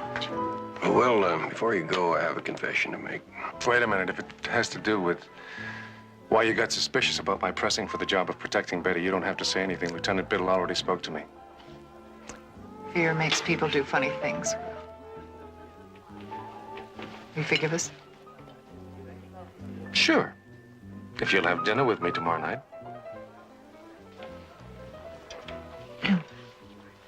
Well, if you make it lunch, it's a date. Still ducking, huh? Well, I'll still be in there swinging. Goodbye. Well, gentlemen, I want to tell you that I have a surprise for you. I'm going to pick up the check. I don't believe it. You were right. Right about what? Well, I had a hunch that you may try to repay us for helping you move. So he paid the check in advance. To a lot of happiness in your new apartment. Oh, that's nice.